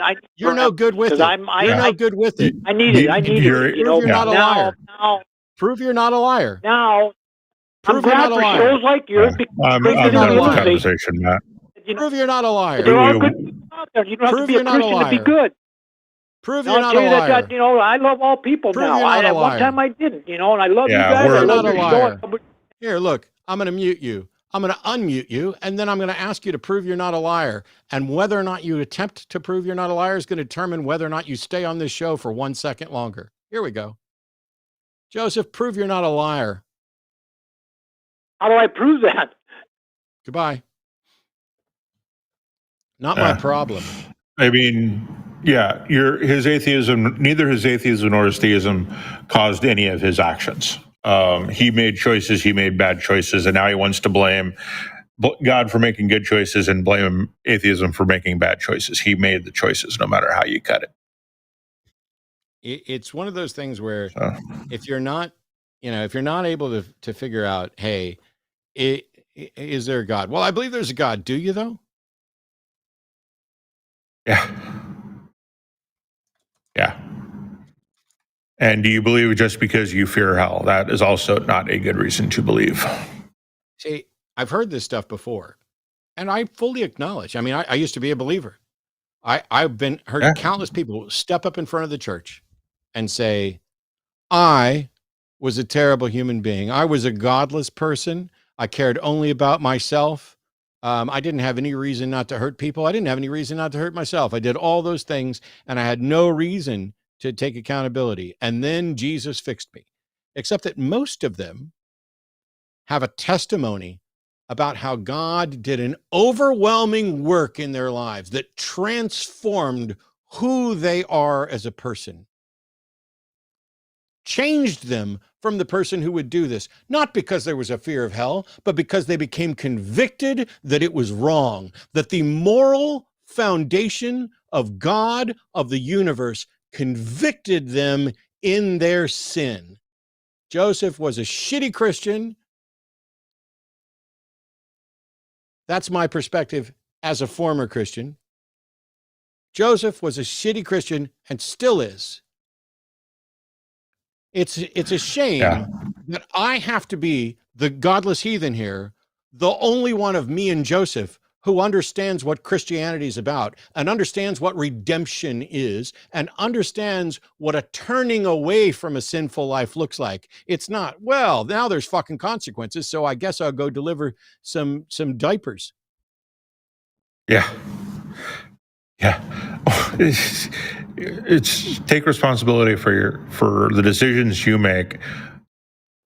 Don't blame a position like atheism on you making bad decisions. Just anyway. It was nice though, because you were doing the same thing I was going to do from a slightly different perspective, which was you're like, okay, what are you accountable to?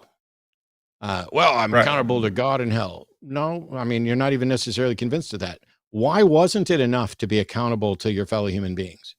Why weren't the consequences, the raw consequences of your action enough? First of all, I've never experienced real consequences. Yeah. Yeah. I've never murdered anybody. And the reason I don't murder people doesn't have anything to do with the fact that it's illegal or that there might be social consequences with it. I don't murder people because I have no desire to murder people. Yeah. Because I recognize that my right to not be murdered is contingent on me affording that same right to everybody else. I can, from a purely selfish standpoint, subscribe to a moral position and be a better moral person than Joseph can by appealing to God. Yeah. It is absolutely Boggles the wild. mind. But anyway, we've got more theist calls, and maybe maybe we'll find some proof tonight or something else. DeAndre in New Orleans, pronouns he, him. Welcome. Has a question about whether his beliefs are really radical. So welcome to the show. You're on with Jim and Matt. Hello. Oh, hello. Can you hear me? Yes. Yeah. Okay. I've been just a long time listener of similar shows, similar like yours, both you, Jimmy Snow, and Owen Morgan, and it's really made me question a few of my things. But before I started listening to you, I used to think that, like, and if it's funny, it sounds funny to you, please do laugh at me. But like that, there's like this conspiracy theory that all the celebrities are secretly Satanists and are secretly working against Christianity. And I believed that for a very, very long time. And even now, I'm still, from the people I'm close to, they also tell me the same thing. It sounds like it makes sense to me when I'm just with them, but when I'm outside with other people, it sounds almost a little crazy to me. When you say, So I want to make sure I'm clear. I don't want to interrupt before you get to the point. You're calling in to say, are my beliefs radical? And so you're asking us, is your belief that all celebrities are secretly Satan worshipers? You're asking us if that belief is rational? Yeah, when you say it just makes so much sense that it's not. But that's why. But when I'm with people that think like me, it makes sense when I'm with them.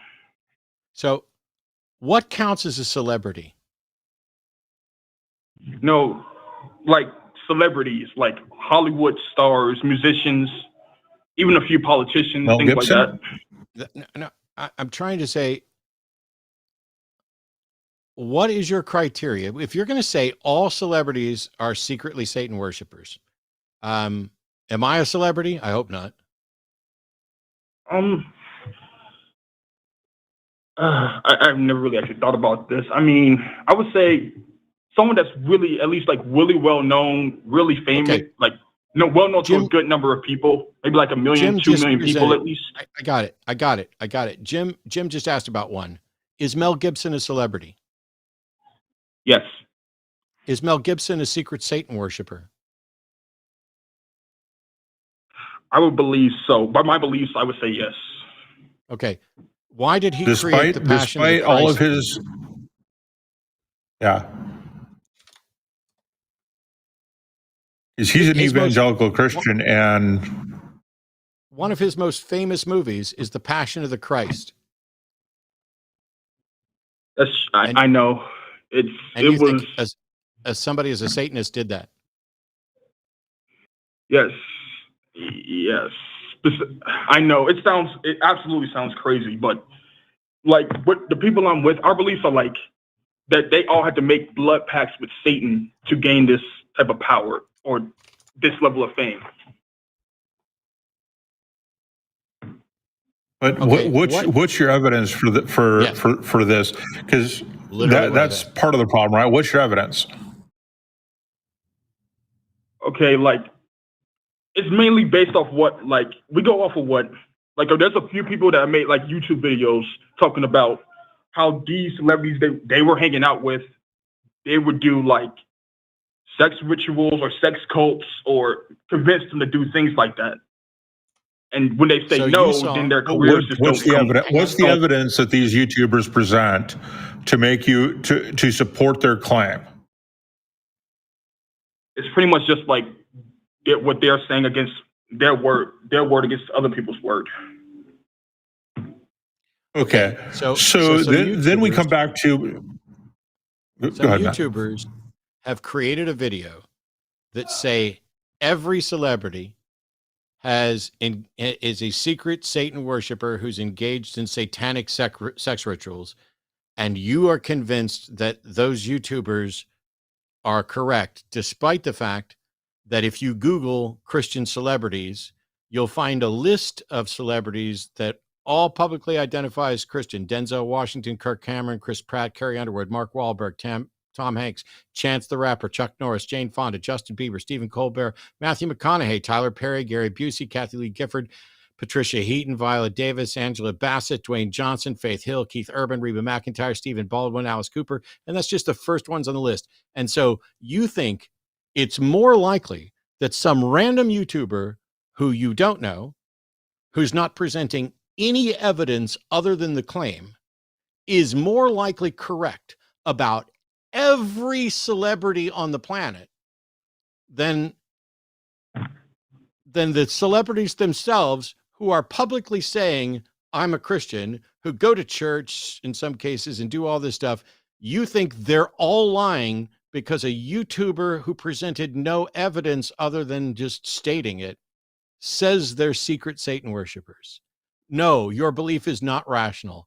It's one of the most ridiculous things I've ever heard in my life.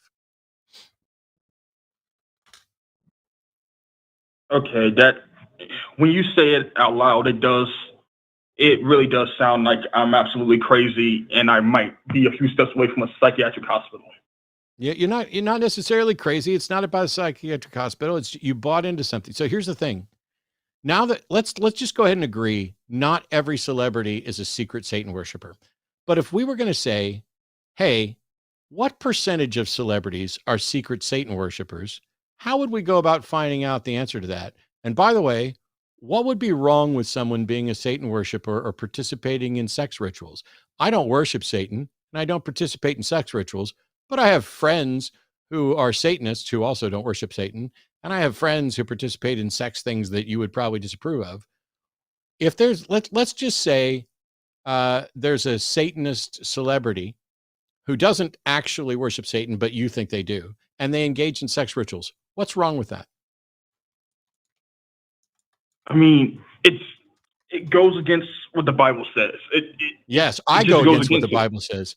I go against what the Bible says because the Bible supports slavery. The Bible supports misogyny. The Bible supports all sorts of things that are grossly immoral. I reject the Bible. The Bible is a grossly immoral, disgusting book that should not be anybody's foundation for life.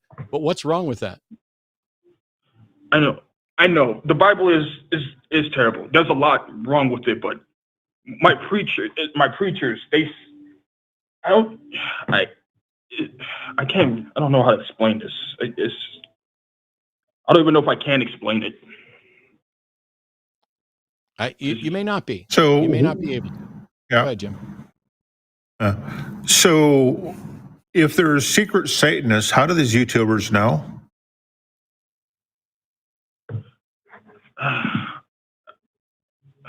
If these YouTubers know, they're no longer secret, right?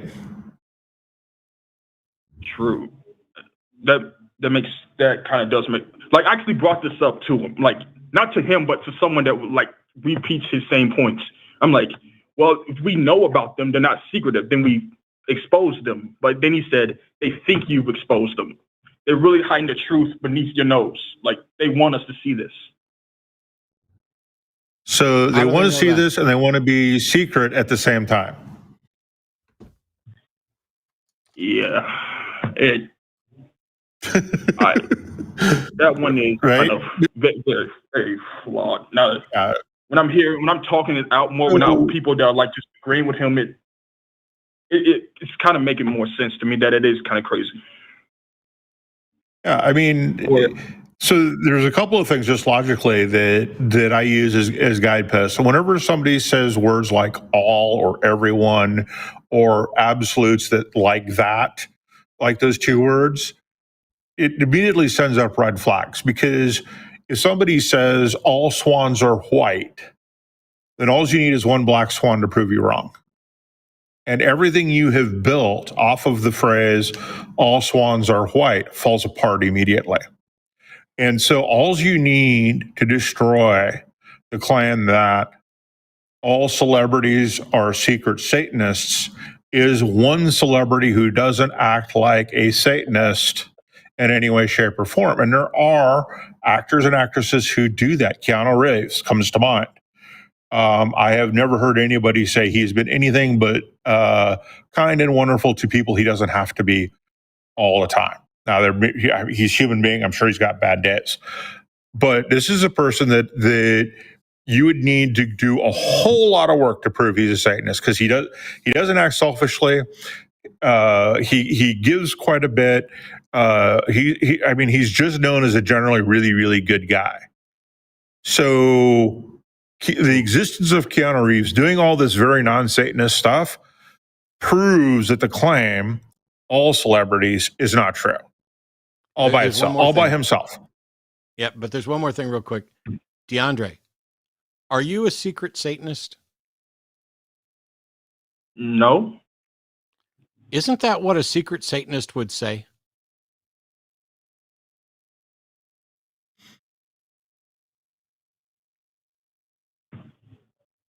Yeah, it is. And how would you prove you're not a secret Satanist? How would I don't know if I could prove it besides just saying I'm not. Yeah. Or How just could anybody prove they're not a secret Satanist if it's secret?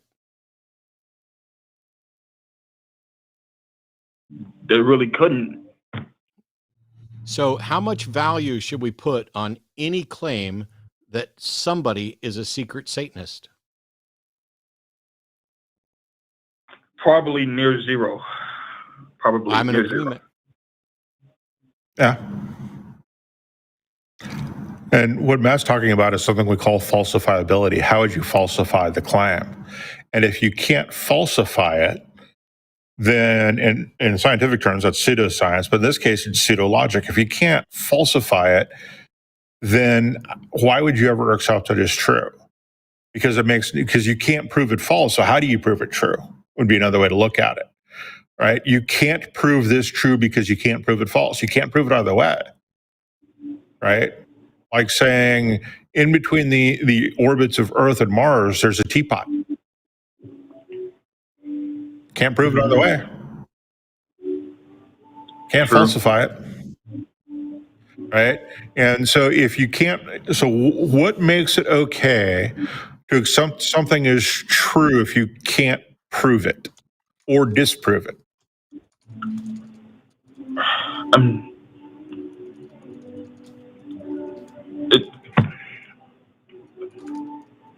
I'm not sure. Exactly. It doesn't make any sense, right? I mean, that puts you in the position of believing everything and nothing all at the same time, which again is not logical, right? It really is only rational and only logical to accept things as true when you have sufficient good evidence to do so. And it's okay to talk about things like, oh, all celebrities are Satanists. As long as you don't accept it as true, it's okay to talk about it and to, rationalize about it. And because sometimes those conversations are fun. But to actually accept it as true and then to take actions based on that is not rational, right? There's a difference between talking about something and accepting something as true for the sake of a conversation and actually accepting it as true. And those are things that are very different. But it's not rational to accept anything as true without sufficient good evidence to support the claim. And there's a vast difference between someone making the claim that it's dark outside and all celebrities are Satanists. Those require two different levels of proof. I just got one. Okay. Obviously, everything you're saying makes a lot more sense in my mind after I hear it. Just hearing what I believed or what I talk about with others, it is kind of far-fetched, especially since, like you said, I can't prove it. It's an unfalsifiable claim. But okay, what about politicians. What about like what recently happened in, I forget the state, but they put up a Satanist monument. What about that one? Okay, stop. Oh. DeAndre, just listen to me for just a second. No politician put that up. But even if they did, it was put up by the public and it was destroyed by a Christian zealot who then had people pay his legal bills. So he violated other people's right to free expression and freedom of religion. A Christian, because he's terrified of a statue of Satan, violated other people's rights. A Christian politician is the one that violated citizens' rights. So you don't know what happened. And what happened is not about a Satanist politician. It's about a Christian bigot taking away other people's rights to free expression and freedom of religion. Satanists are citizens and should have every right to put exercise their free religion, just as any Christian should, just as any Hindu or Muslim should. Especially on public property, which this was. Now, if you as a private citizen owning your own plot of land, whether it's your home or whatever, decide you don't want a statue of Baphomet on there and you just want to put up a cross, that's perfectly fine. And nobody should ever force you to use your own property for that. But if you're the city hall and on city hall property, you are allowing nativity displays, then you also need to allow Jewish menorah displays and, oh, by the way, yes, Satanist displays as well. Because we cannot, in this country, make any law respecting religion. We have to give all religions equal respect, regardless of whether or not we actually like them. Doesn't matter. And so that's what the statue was there for. That's what was violated when it was destroyed. And that's not politicians. Again, like Matt said, that's not politicians. Even if politicians did it, it wouldn't matter. Politicians have a right to exercise their freedom from religion and freedom of religion, just like everybody else does. So it doesn't really matter. DeAndre, I got other callers on hold, and I'm happy for you to call back another time and ask more questions. But just think about what we said so far, and remember that, first of all, freedom of religion includes freedom for Satanists to practice their religion as well. Whether or not somebody is a politician or not is irrelevant. You don't have to check your religion at the door. But if anybody's telling you somebody's a secret X, the only question is, how do you know that? And how can I know that? Because the time to believe something is after there's actually evidence for it, not merely just because somebody made a claim. And if people who are in your community are making claims, to believe them just because your family or you're in the same community or whatever else, that is the definition of unfair bias. You need to start saying, I'm not saying your claim is wrong. I'm saying I want actual evidence before I'll be convinced of it. If you tell me that there's secret Satanists all over the place, cool. Show me the evidence and I'll believe it. But until you show me the evidence, I can't believe it. And whether I believe it or not, Satanists are citizens of the United States and deserve every right and every freedom that everybody else does. And if you don't believe that, well, then we need to talk about that part and not about whether or not your beliefs are rational. Okay. Thank you, guys. This has actually been, you're the first, like, anybody that I could talk to about any of this, not just about my all Satanist belief, because even my family who don't believe in that Christian, all celebrities are Satanists, they still believe like the government is for letting that monument go up. So thank you for actually talking. The government lets that monument go up because in the United States, we have freedom of religion. And that means that Jews get to exercise it, Christians, Satanists, Hindus, Muslims, Scientologists, all of them. This is not a Christian nation. And matter of fact, it would be against the Constitution for this to change and become a Christian nation. We all have freedom to practice whatever religion we wish or don't wish. Yes, I do believe in that. Everybody, we do have the right to choose our own destiny, I feel. we should at least have that right, I believe. Yeah. All right, man. We got to get on to some other calls, but thanks a lot. All right, thank you. Cheers. As a reminder, theist calls are always going to be a priority. We have 3 of them on hold now, so we're doing really good on getting theistic calls. I want to get a couple of announcements in real quick.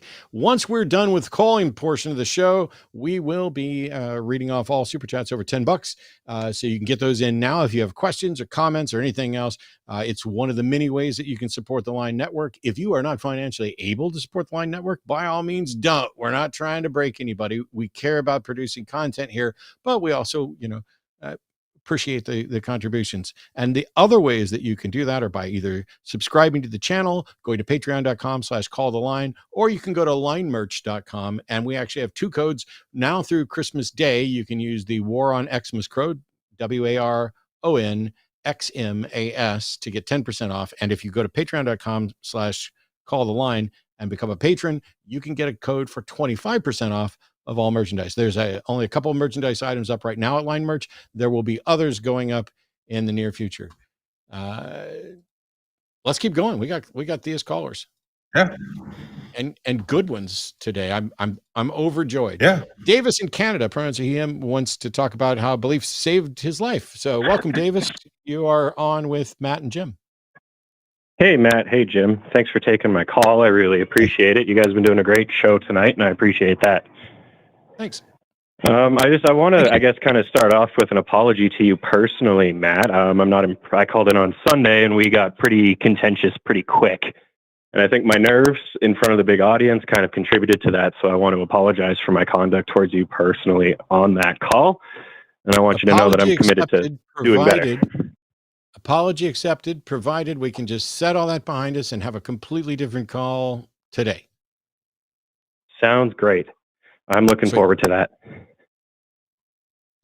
So why do you say that belief saved your life?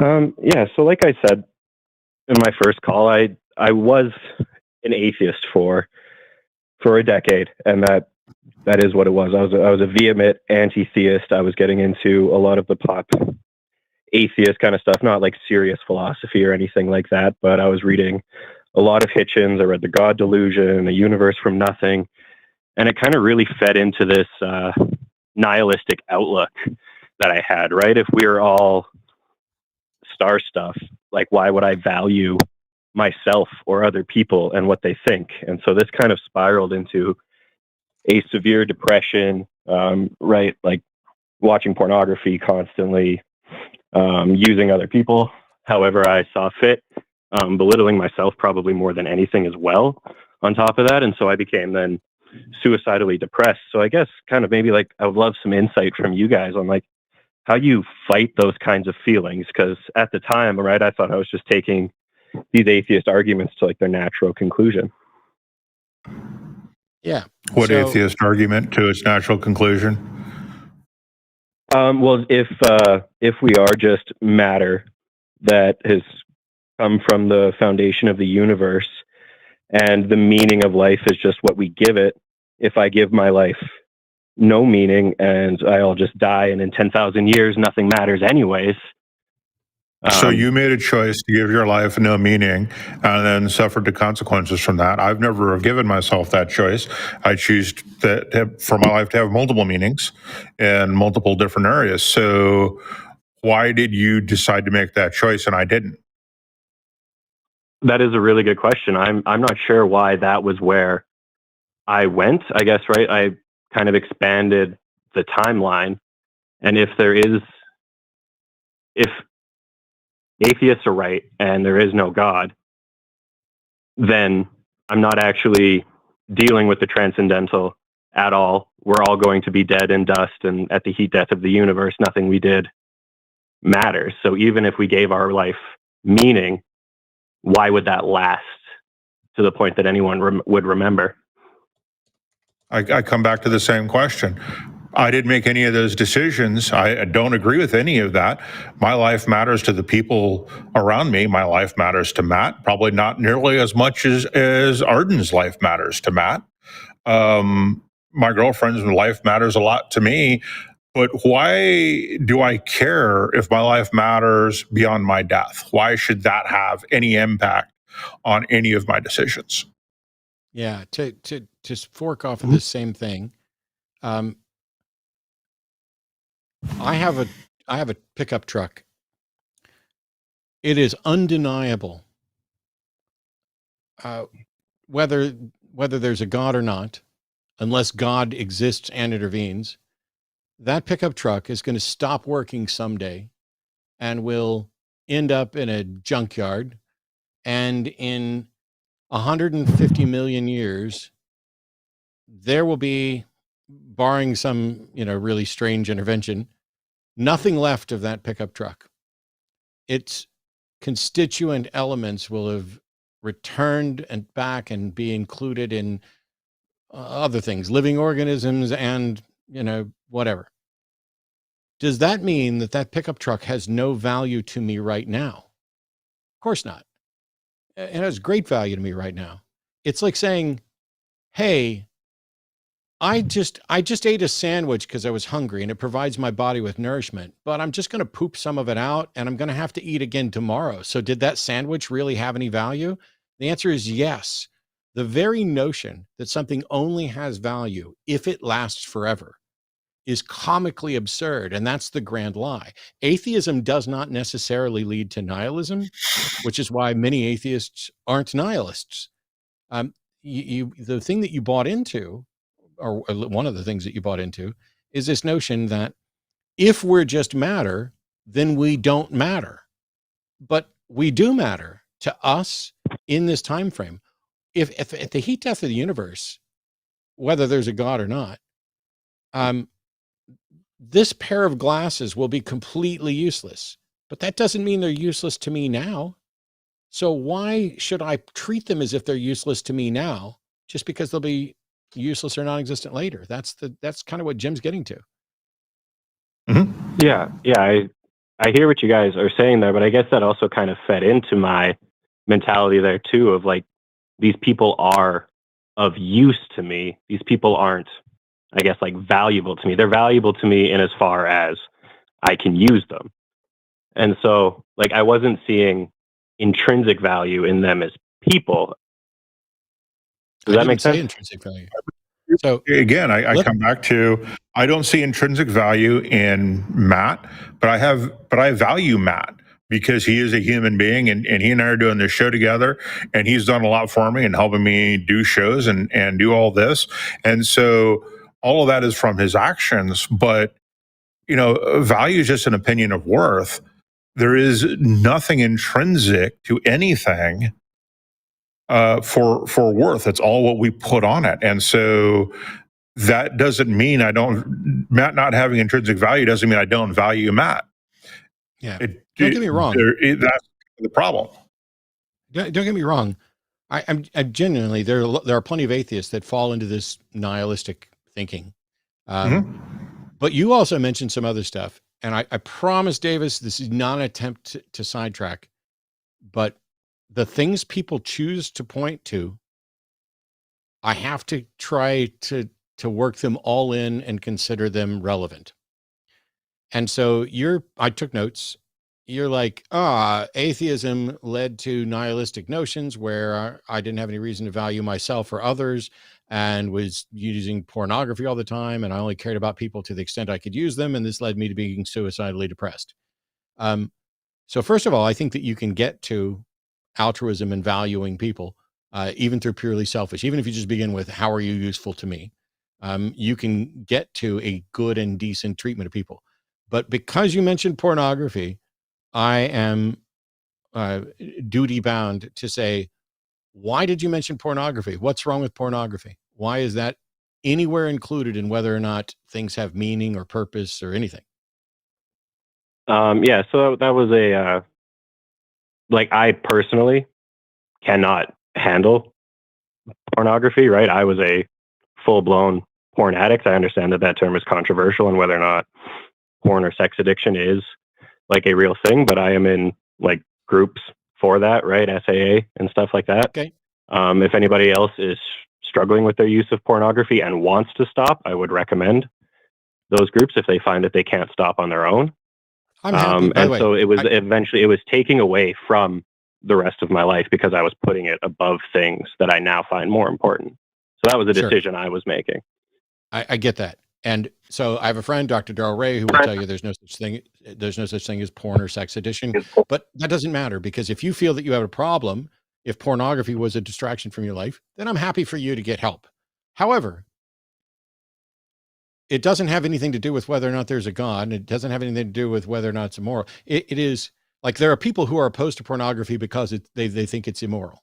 And then there are people who, I can't handle it. I just want to, watch porn all the time, and it's becoming a distraction in my life. It's not that the pornography itself is necessarily immoral. It's that you have a problem with it. I'm fine with anybody getting help for whatever problem they have that ultimately lets their life be better.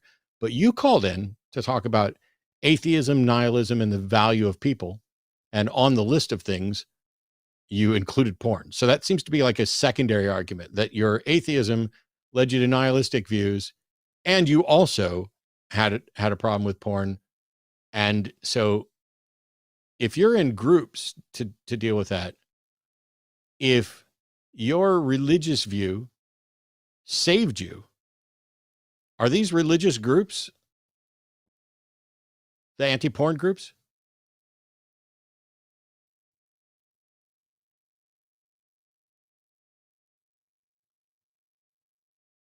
Hello? Uh-oh. Did we lose him? Davis, did you mute? Did you cheek mute? Sorry, I dropped you there. Can you hear me? Yeah. Yep. We can hear you now. Okay. Yeah. Sorry. Yeah. These are 12-step groups. So, right, the first step, recognizing your life is becoming manageable, and then turning your life over to a higher power. But it's not. So just reminding me from Sunday, you're a Christian, right? Yes. Why would, so you believe that there's a God, God has a plan, and God loves you, and nothing is beyond God's reach. Why would any Christian need to go to a 12-step group about pornography? Why can't God just instantly redeem you and make you no longer have a problem with pornography? Why do you need to go to a group? Well, there are virtues that can only arise from suffering, right? Virtues like patience, sympathy, fortitude. No. And so in grappling with evil and suffering, we actually can build virtue. And so, like, I do believe that God Why is does it helping have me to through. be suffering? Why does What's there that, have to be suffering involved? Why does there have to be suffering involved? Well, it's just suffering exists. So that's, like, I guess, right? Yes. Like, and so why can't God just take away my attachment to sin? Is because rooting this sin out of my life, rooting this problem out of my life, if you will, is a painful process to go through. And so from that, I've learned and I've grown, and I've become a much better husband, a much better friend, a much better son, a much better father. None of that's relevant. Are you saying it's not possible for God to remove the problem of pornography from you when you ask him to?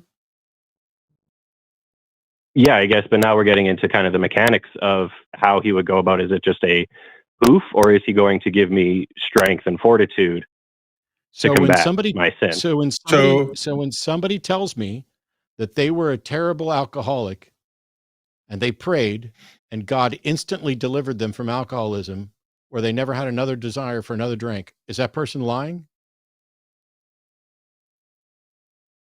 No, I don't think so. So why can God do that for alcohol but not for porn? I think he can do that for some people in porn. Why he decided not to do that for me, I don't know. Like, it's like I am over 2 years since the last time I viewed pornography. So, like, I'm certainly grateful to God for that. Well, why would you be grateful for God? God didn't do anything. Well, I guess this is now like a matter of opinion. I don't believe that I could have done it on my own. I tried to do it on my own. Yeah, but what did God do? I kind of want to get back to this suffering. Okay. Go ahead. I kind of want to go back to the suffering thing because I'm kind of fascinated by this concept. You said you're a father, right? Yeah. You've got kids? So, two if I understand your position correctly, because suffering leads to patience and all these other good things, you want your children to suffer as much as possible. No, I wouldn't want them to suffer as much as possible, but I All these recognize good that things suffering is happen, going to happen in the course of their lives. but you just said that suffering leads to good things. Don't you want good things for your children? I said it can lead to good things, but right, all things in balance, right? Oh, so you don't need suffering to learn patience. You don't need suffering to do these good things. Is basically what you just said. Yeah, essentially. I guess how would you learn patience if you didn't need to wait through something that you didn't want to wait through? Well, Just by being patient. That question presumes that you need to learn patience and that the only way to attain patience is through learning. But I know some people who seem to just be naturally patient. And if there's a God, God can, if God can instantly make somebody not want alcohol anymore, then I wonder why God couldn't instantly make someone watch porn anymore or want porn anymore. And you're saying God can, for some people, was literally what you said, which is weird to me that seems to imply that for some people God can't. So some people's will is stronger than God's ability. But if God can do it for anybody, then it's more about why didn't he do it for you? Even though now you're saying you think he did. So it's very confusing to me when somebody says, I have a problem with porn, drugs, liquor, whatever else. And I reached out to God for help. And let's say there's 3 people that did this. And one of them says, God instantly helped me and made it so that I never wanted another drink and never wanted to look at another bit of porn. Another person says, God helped me by introducing me to a program where I'm working a program. And the other one is, God hasn't helped me yet. How do any of them know what God did or didn't do? I'm sorry, can you just do that last sentence again for me? You kind of got a little distorted there. How do any of those people know what God did or didn't do?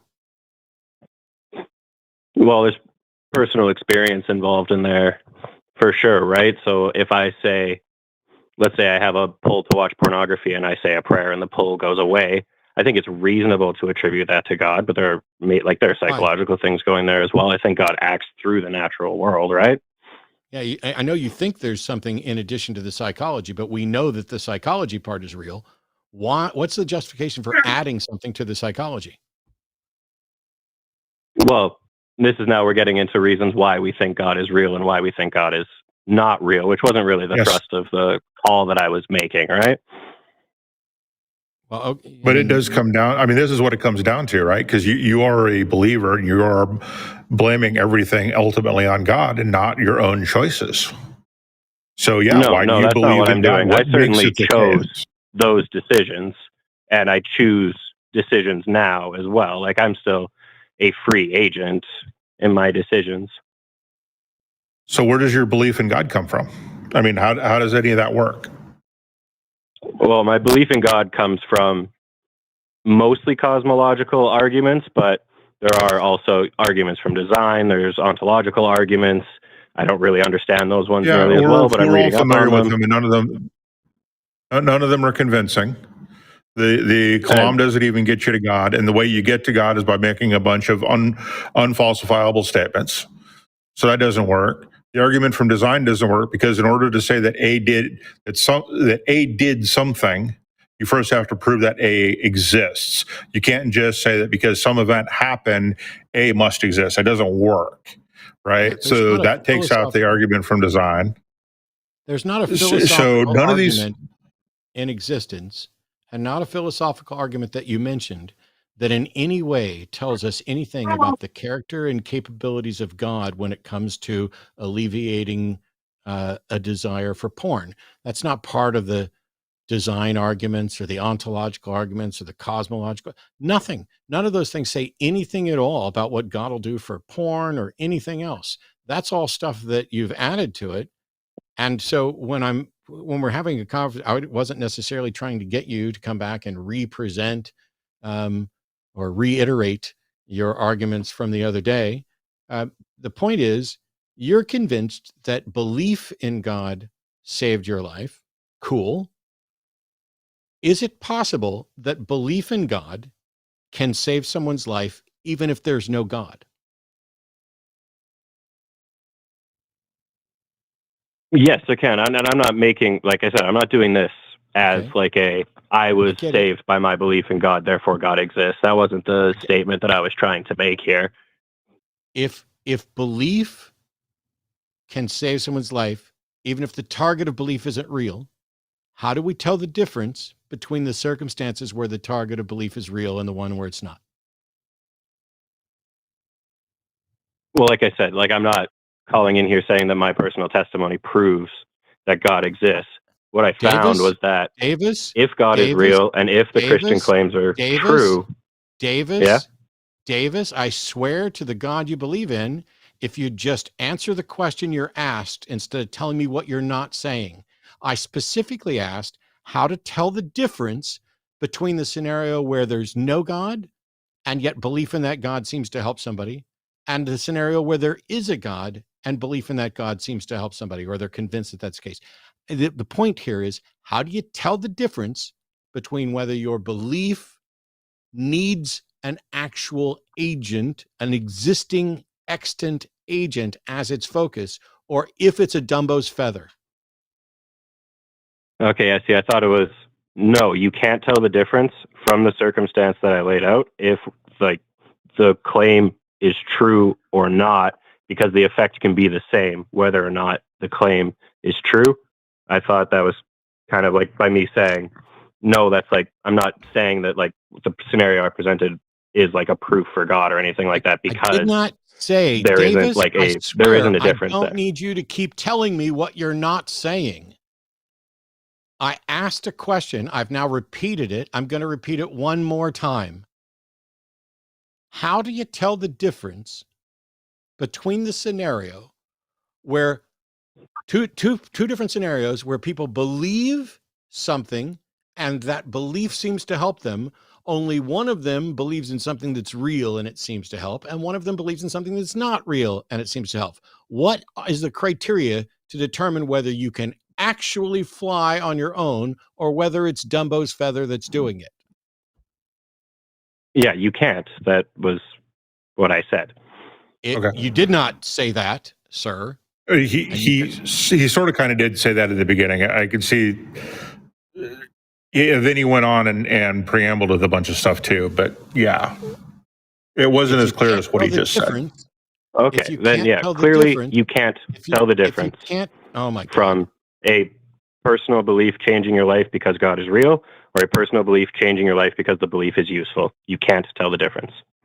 Cool. If you can't tell the difference, then everything you're describing has zero evidential warrant on your belief that there is a God. So when you call in to say belief saved your life, you are not making any claim, and I got that God saved your life, but you believe that. And so if you're admitting that belief saved your life, whether a God is real or not, that's wholly unimpressive.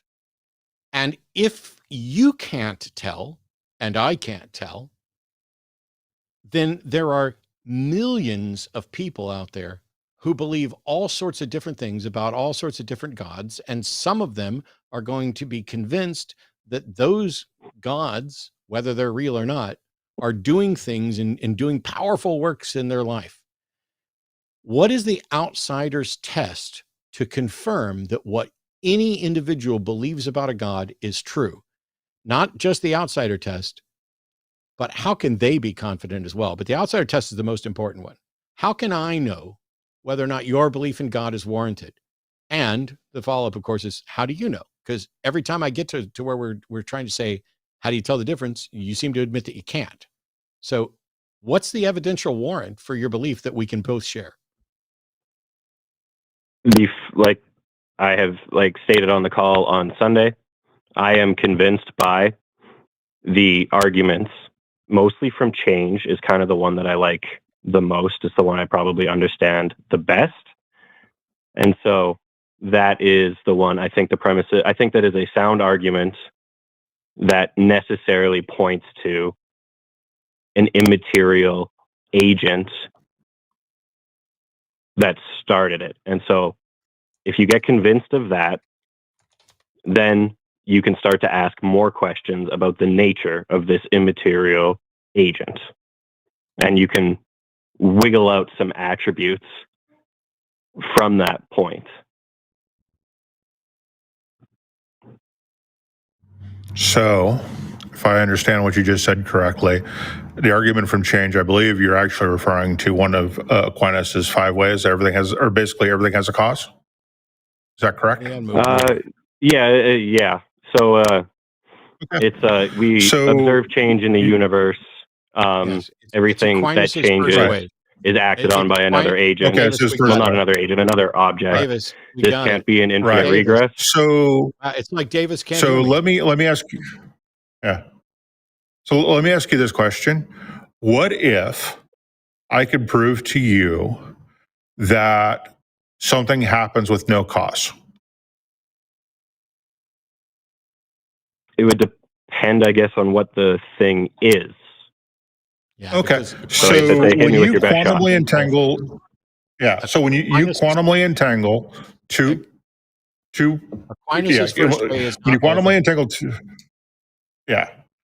you quantumly entangle two particles, they always end up with opposite spin. A Nobel Prize was just given either their last year or the year before for proving that there was no cause for two quantumly entangled particles always having opposite spin. Cause and effect, completely wrong, completely not in existence there. We have an effect with no cause. And again, Nobel Prize was given to the physicists to prove this.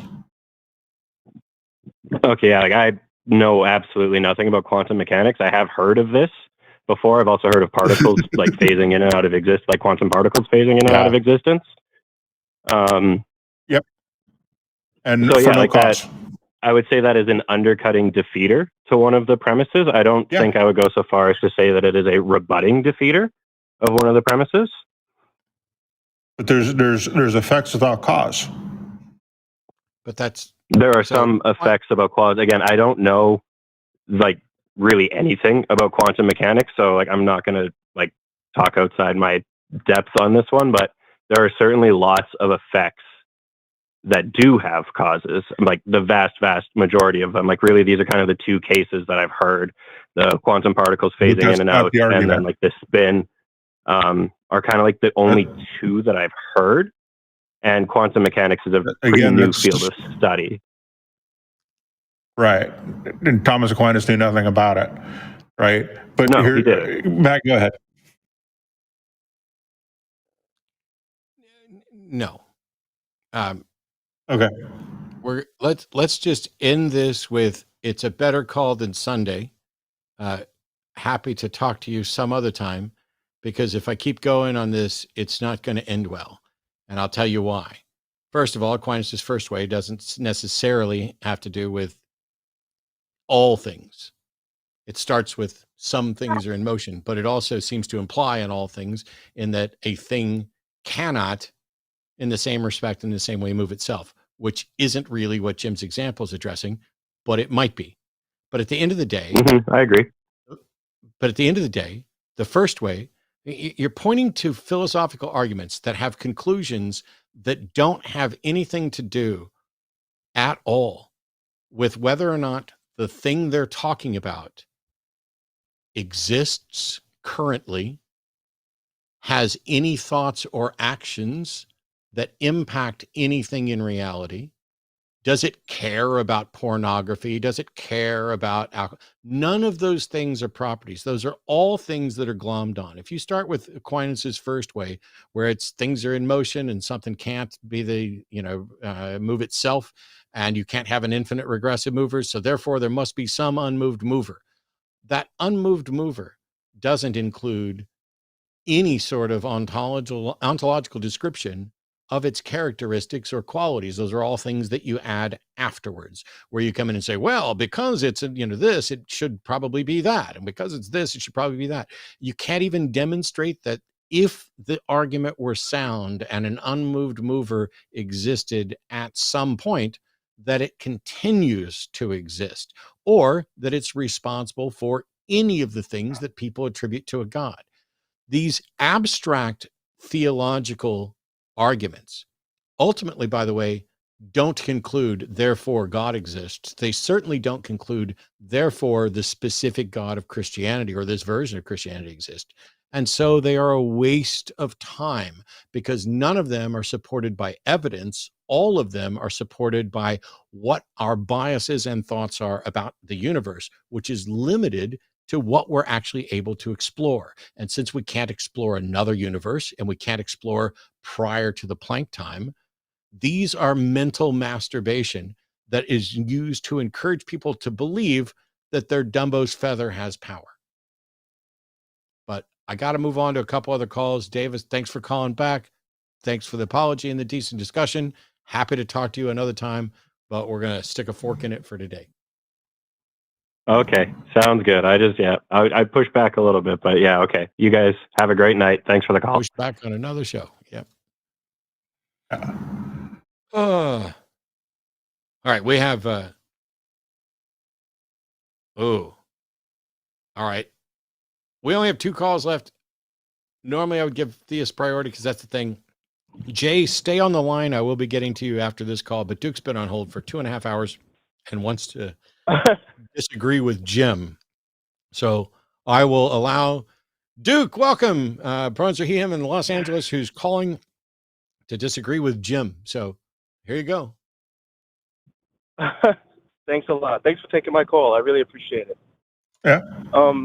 So I think it was maybe about 2 years ago that me and Jim had a conversation and we had a disagreement.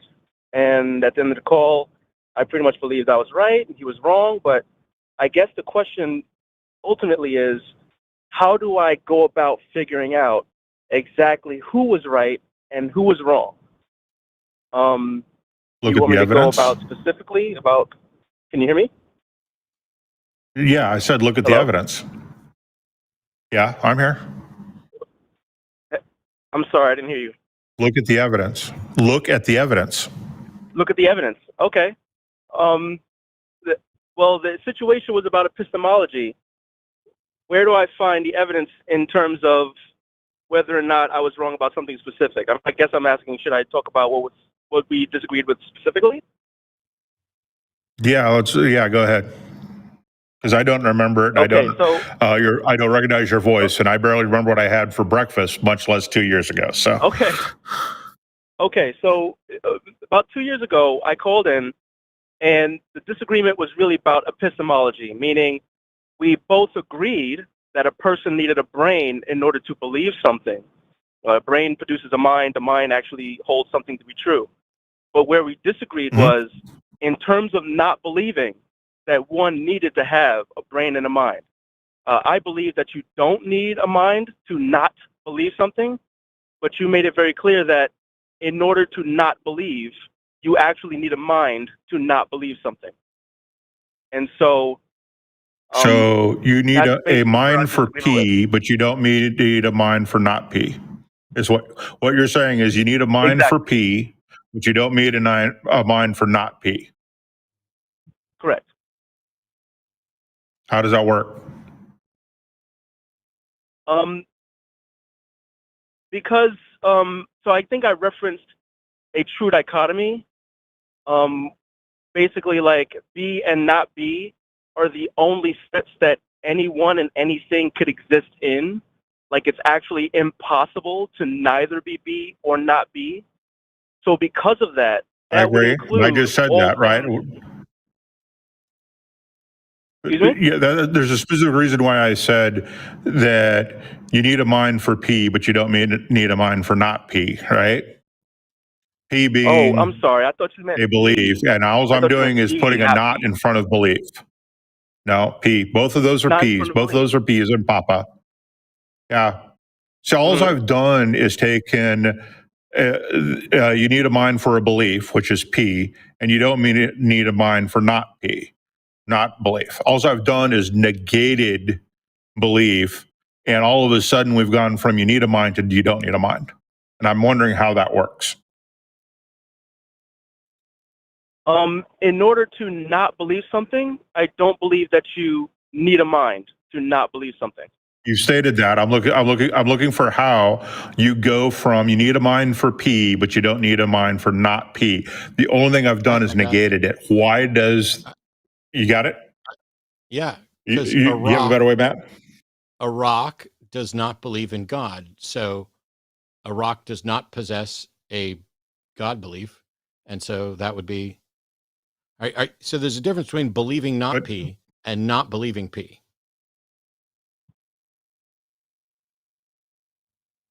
But a rock can't believe P. Correct. But so if you phrase it as, is it possible to not believe something without a mind? Yes. Is it possible to believe that's not something without a mind? No.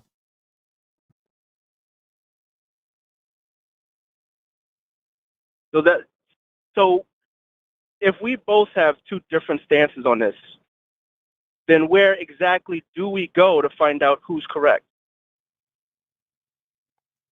You go to me. What's your stance? One more time. Okay, my stance is to believe something and to not believe something is a true dichotomy. So that means the function of believing requires a mind to actually believe something. But you do not need a mind to not believe something. Belief is the only situation where a mind is required. So that's my stance. And the thing is, all agree. I'm trying to yeah. We would all agree that in order to believe X, a mind is required, right? All three of us? Mm-hmm. Mm-hmm. Yes. And so, Duke, you're saying a mind is not required to not hold a belief, but that's correct. But then your argument is essentially a rock does not hold a belief and is not a mind. Right? That's correct. It does not have a mind, Jim's so therefore it cannot believe. Is that it's Jim's position, as I understand it, is that it is, of course, the case that a rock doesn't hold a belief, but a rock couldn't also hold P. And so if we're going to talk about if we're going to talk about mental states, about what you do and don't accept, it's as preposterous to say that you can that something without a mind doesn't hold a belief. It is absolutely a trivial truth. It's like saying no tree is going to win the 100-yard dash. It's a pointless, stupid waste. Right, because a belief is a position on a proposition. How do you have a position on a proposition without a mind? If you don't have a mind, then you cannot hold that the proposition is true. Correct. And if you don't have legs, you can't hold a proposition at all. You can't hold a position at all. Right. You cannot hold that it's true. So if that's the case, oh my God, Duke, you can't hold a proposition. Duke, go look up trivial with respect to belief. Something is trivially true if you're like, well, nobody told me I couldn't do this when you specifically kept your fingers in your ear, or I didn't hear anybody tell me I couldn't do this and you specifically kept your fingers in your ear, or you're deaf. To say, I didn't hear anybody tell me, there are things that are trivially true. And so congratulations. If you're right, you are right in the most useless way that people love to be right. You're technically fucking right. And nobody gives a shit. But I was told I was wrong. Yeah. But I was told I was wrong. Because some of us are trying to avoid, some of us consider technically right to be wrong because it's a waste of our motherfucking time. Yeah, pretty much. I mean, if you don't understand that you need a mind to hold a proposition, and you have to hold the proposition before you can determine what your position on the proposition is, I don't know what to tell you. I got to move on. I asked you specifically. Yeah, that's my position, and Duke, honestly, I've stopped caring. Wait, Duke, was this a conversation from 2 years ago? Yes, I said that. Get over it. Bye. Yeah. And once again, I've stopped caring immediately after the call. You know what, Duke? I'll solve it for you. You're right. I'm wrong because I don't really care. I'll just give it to you. What the hell? It costs me nothing. I already dropped it. If he's still listening. There isn't within. I should have done that in the beginning. Would have saved it. Pardon? There is a concept within philosophy about something being trivially true. Yeah. Yeah. But if you are bent, by the way, it has no consequence on anything real. Yeah. If you are bent out of shape because 2 years ago somebody told you were wrong when you were technically trivially correct, and you waited 2 hours and 40 minutes on hold to go through a P or not P, can a rock be an atheist line of argument? That's not what I'm here for. Yeah, I'm sorry. I should have shut it off at the beginning. He said, okay, fine, you're right. And we could have moved on. Yeah. And saved that whole. You didn't do anything. It's just, yeah. Okay, cool. Congratulations on your completely Pyrrhic victory. I'm sorry that I made our final caller wait, but at least Jay in Japan is a theist, pronouns are he, him, who wants to give proof for the afterlife. And that's amazing and not trivial at all. So Jay, welcome. You're on with Jim and Matt. What is your proof for an afterlife? Thanks, Matt. And thanks, Jim. You guys can both hear me okay? Yep.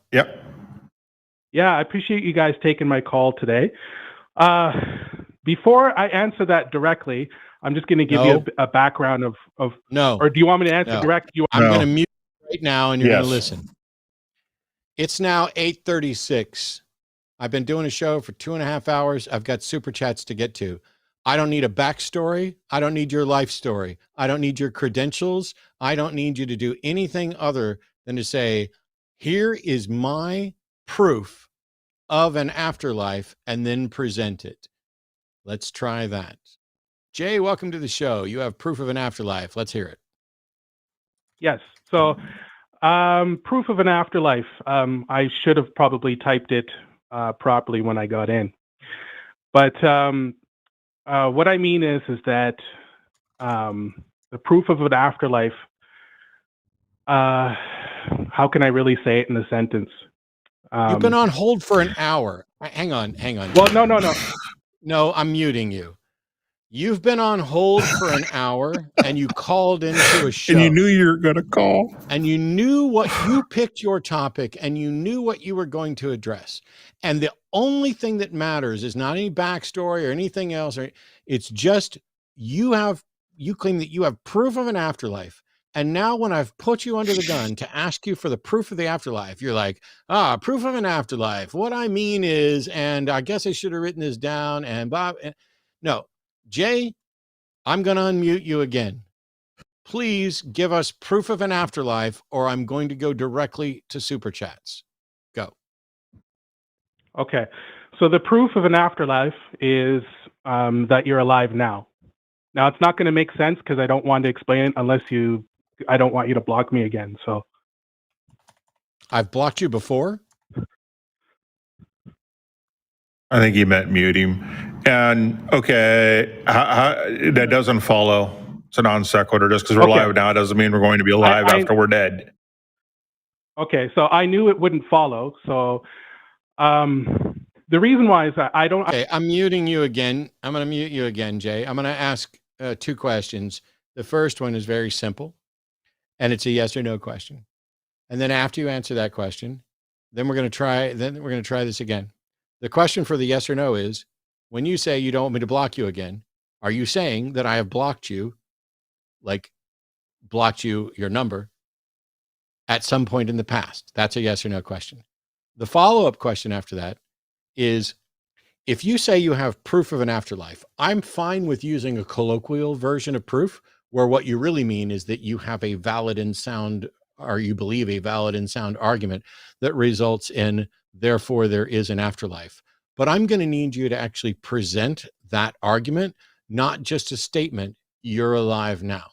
Because the statement, you are alive now, tells us nothing at all under any circumstances of whether or not there is an afterlife. That's not an argument. It's not an evidence. It is not even a claim that ties necessarily to whether or not there's an afterlife. So question number one, have I blocked you previously? And question number two, are you able to present a syllogism supported by evidence that includes you're alive now, or that includes the premise you are alive now, and concludes, therefore, the afterlife is real? Try this again. Did I block you before? No. Cool. I'm a first-time caller. Cool.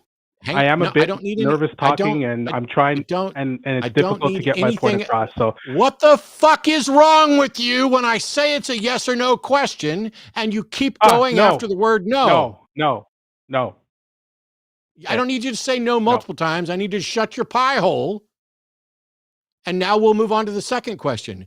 Do you have an evidence-based syllogism that includes the premise you are alive now and has, therefore, the afterlife is real as a conclusion? Yes or no?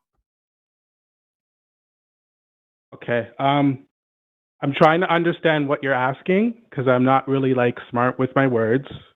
Okay. So. Okay. Do you know what a syllogism is? No, I don't.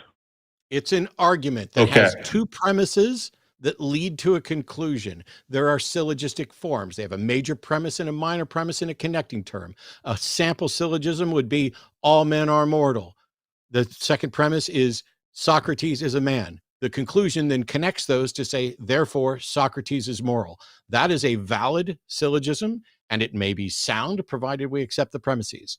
A valid syllogism beginning with you are alive now, the next premise must connect those terms to reach the conclusion, therefore there is an afterlife. But it's not possible because none of the terms in your conclusion, therefore there is an afterlife, exist in your first premise at all. So you don't have an argument. So I'm going to stop for a second and say, let's forget a valid and sound syllogism. I'm going to give you 30 seconds to start with to explain how in your head the statement you are alive now can possibly lead to the conclusion, therefore there's an afterlife. And if you do okay in the first 30 seconds, we'll let you to continue to flesh it out. And if you don't, I'm dropping you like a hot rock. Clear? Yes. Cool. Can you hear me now? 30 seconds. Go. Yes. Okay. So,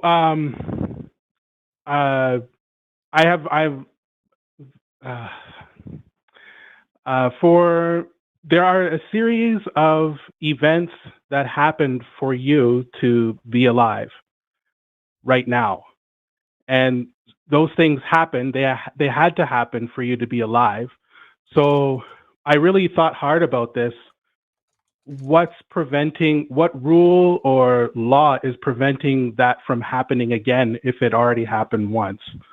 And the reason I say that is, and I should have phrased it a bit differently, a possibility of proof of an afterlife. So I can't say that it's impossible. Goodbye. But it was. It happened once. So I don't understand what rule you would have that would say it's impossible to happen again. I just ate a sandwich. I just ate a sandwich for dinner. Is it possible for me to ever eat that same sandwich again? Is it possible for you to eat that same sandwich again? I mean, are you talking separate from the multi-universe, like multiple universe? Goodbye. Oh, jeez. Yeah. So here's the summary that Jay can watch afterwards. There was a series of events that led up to my existence, my life. Jay's argument is, what's the rule? What's the law that prevents that from happening again? How do we know that somewhere down the line, those same events or some other events won't ultimately lead to the same conclusion. Because there's no demonstration that that's how causality works. And right now we'll be looking towards the heat death of the universe. There's not an infinite pool of potential causes and things to do it. And we have no reason to think that it is possible. Your ignorance of what laws might prevent it doesn't mean there aren't laws that might prevent it. Just like once I eat a sandwich, I can never eat that same sandwich again. We could pull it out of the poop, try to pull the nutrients out of me and get some sort of wild molecular thing and try to rebuild it. And yet still, there is no reason to think that I would ever be able to eat the same sandwich in the same way ever again. That's the nature of a dynamic universe. But even if I could, and even if events conspired to rebirth some version of me, that wouldn't be me. It wouldn't be an afterlife. It'd be a second life. It'd be a redo of some life. That's not what is meant by afterlife at all. Yeah. I'm sorry that you don't understand logical syllogisms and all of that stuff. It's not always necessary. I'm just trying to figure out what footing we're on. I'm happy to have conversations with people who don't have the first clue what a syllogism is. I'm happy for people who are going to show up and present their syllogism. I just need to know what we're working with. And if what we're working with is someone who says, I'm calling in to prove the afterlife, but what I'm really saying is, I'm calling in to say that I don't know what law there might be prevents the possibility of something that might be considered something like an afterlife to somebody somewhere. I couldn't possibly care less, and I'm pissed that you made me think and talk about it. Yeah. Can you step foot in the same river twice? No. I never, ever need to have anybody call in and say, hey, I'd like to argue that I don't personally know why this isn't possible. Cool. We are going to start reading off our super chats. I'm going to let Jim start, but let me, as a reminder, we're reading all the ones that are over $10. And because I didn't announce it 53 times during the show, there's not many. So this might go really quickly, which means if you had questions for me and Jim, if you had questions about what's going on with the broader line community and things like that, or just felt like you really had $10 that you wanted to give me, the queue's still open. Or you just want us to say something really silly and funny. Before we start, this will be an interesting one to do. No, somebody sent a super chat before the show started, and we weren't. The system doesn't pick it up if it gets sent too early. So I'm gonna read this one, and then y'all can respond. Okay. Also, you'll know when I read this why it's making me laugh. $50 from John Falcione. Love the current hosts and guests. You generally articulate what I wish I could. Can we entice Tracy Harris to visit? Her approach was unique, unexpected, and always brilliant. # we need Tracy. Okay, I'll answer this and I'll do it quick. No. Unfortunately, Tracy and I will not be working together. So as long as this is my show, that's not going to happen. I'm not going to go into details about this shit over and over and over again and who had a falling out with whom over what from years ago. But yeah, we don't need, and we just literally talked about this on the last show. Tracy was one of my all-time favorites on Atheist Experience. Now she's not. Not my show. But That's my so short much. answer. Yeah. But thanks so much for that. Yeah. I would love to see Tracy on any show. Yeah. $10 from Alyssa. As long as she's fucking transphobic. Yeah. $10 from Alyssa Nguyen. I apologize for butchering your last name. If the top 7 by population states omit number 45 from the general ballot, and there are no faithless votes, there's no pop vote-based path to 151 for Trump. Wonder what the EC protects small states folks would say. So I'm going to assume you mean electoral college protects small states. Yes, the electoral college does give small states more of a voice than they would have otherwise, strictly by popular vote. And I don't know that the Electoral College is the best way to do that. It's just the one that our founders came up with. I would say that the Electoral College, we need to replace the first past the post system, period, and we need to go with ranked choice. That would get rid of the Electoral College, and that would solve a lot of this problem with popular states. I mean, with never having a candidate visit Maine or Rhode Island or any other small state. I mean, there's a reason why Iowa, for a really long time, was one of the first states to do the vote, and it had nothing to do with their population, right? People would just go to New York and California. But yeah, I think that the first past the post system we have sucks rocks. And I would say that just because EC doesn't work in every condition doesn't mean it won't work for the majority of them. But yeah. Anyway. I'm just going to say Alyssa from now on, because all of us butcher Alyssa's name, and she's now saying that they don't want to hash out how to pronounce the name. Yes, I'm so sorry, Alyssa. We're just generally... I was going to say, I could pull up the video Alyssa sent me on how to pronounce it, because everyone always jumps in and says it's Nguyen, it's Wen, and she has expressed very clearly, and she sent multiple videos linking to the actual proper Vietnamese pronunciation of the name. But I mean, we don't have to do it right now, but I just ask that chatters don't correct Alyssa on how to pronounce her name, because it's very white-splainy, and I know it annoys the ever-living shit out of her. And also, just because there's shit in chat, I'm just going to do this. I'm not summing up anybody's entire character as transphobic. Dawkins has said a bunch of things that are transphobic, but I don't say Dawkins is transphobic. I could, and it'd be pretty fucking accurate. Tracy Harris, as far as I know, generally supports trans issues. She made a transphobic statement to Arden, kind of apologized for it, but also said other things that caused falling out. So I'm not going to be working with Tracy. That's it. We can move on. Oh yeah. All right, next one. I'm in control of the button. I just got distracted. $10 from Northern Spike. What's the best city in Texas? Austin. And it's not in Texas. It's just surrounded by Texas. It is. Yes. And I'll tell you why. It's a decent sized city, but it's not huge. The traffic is bad, but not anywhere near as bad as Houston or Dallas. Not even really as bad as like San Antonio for parts of it, although stay away from I-35 downtown.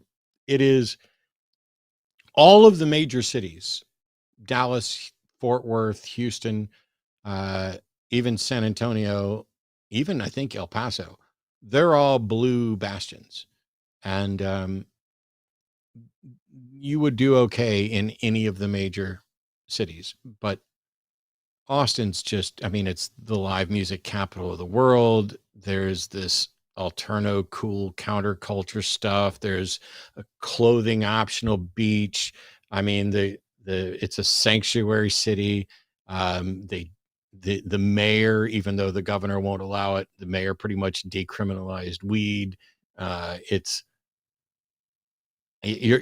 live on the edge of town, and I'm 20 minutes from everything. It's weird. It reminds me of that Doc Hollywood thing where his car breaks down and it's like, oh, this is a geographical curiosity. You're 2 weeks from everything.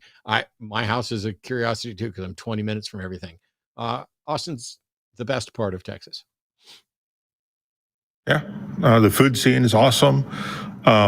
Flying in and out of Texas is easier if you live in Austin, because if Austin doesn't have the flight you want, you can drive to Dallas easily enough or drive to Houston easily enough and fly out of there. I say that because I've actually done that.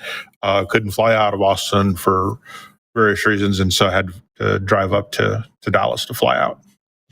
So yeah. $10 from Ross Settles. Shout out to the mods. Yay, mods. Absolutely, especially when there's things coming in, because I know not everybody keeps up with stuff, and I'm not trying to start any shit. Of all the people I'd start shit with, Tracy doesn't even make the list. But when people are going to contribute $50 and try and do this, it's awesome. And you, by the way, I'm not telling anybody to support or not support or listen or not listen to anybody. I left the ACA, but I haven't told a single person who continues to work with him not to.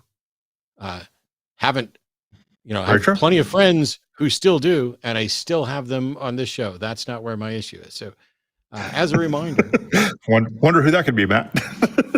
Among others. There's Shannon, it's Dave. Tomorrow, we're still going to get through the rest of these super chats. I just want to make sure that we get the announcements in, because somebody did set a shout out to the mods. Ross did. Thank you, Ross, for doing that. And a huge thank you to our call screener this evening, in addition to the mods. And a reminder that tomorrow's a Transatlantic call-in show at 2 p.m. Central with Katie and Arden. On Sunday at 2 p.m., it'll be Jimmy and me doing the Sunday show. Next Monday will be Christmas. Keep your eyes peeled, because we're going to be doing a big Christmas special with a bunch of different creators from the Line Network. And also, by the way, Saturday on the 23rd, Arden and I will be part of a Black Nonbelievers fundraiser. I think our slot is from like 6:20 to 6:50. So somewhere in the 6 to 7 o'clock hour, there's a 30-minute window for this Black Nonbelievers fundraiser where Arden and I will be on. We'll be talking about trans issues and things like that. That's not part of the line. I just felt like announcing it. Next Wednesday, Jimmy's going to join me for the hang up here. And next Thursday, I'll also be Arden on the Transatlantic Call-In Show. Don't forget about linemerch.com, where you can use the War on Xmas, WARONXMAS, for 10% off. And if you are a patron, you can get a 25% off code at patreon.com/calltheline. And now we're going to continue with all these wonderful super chats, like this one from Pint. Hello, Matt and Jim. Matt, thank you for recommending me Recovering from Religion. You're welcome. It helped a lot. And with a good heart to heart, I have a clear mind. I'm Sky Daddy free. I'm talking to my family again. Thank you. That's so wonderful to hear. As a matter of fact, I just heard from Daryl yesterday where somebody sent a thank you note because I had pointed them to Recovering from Religion.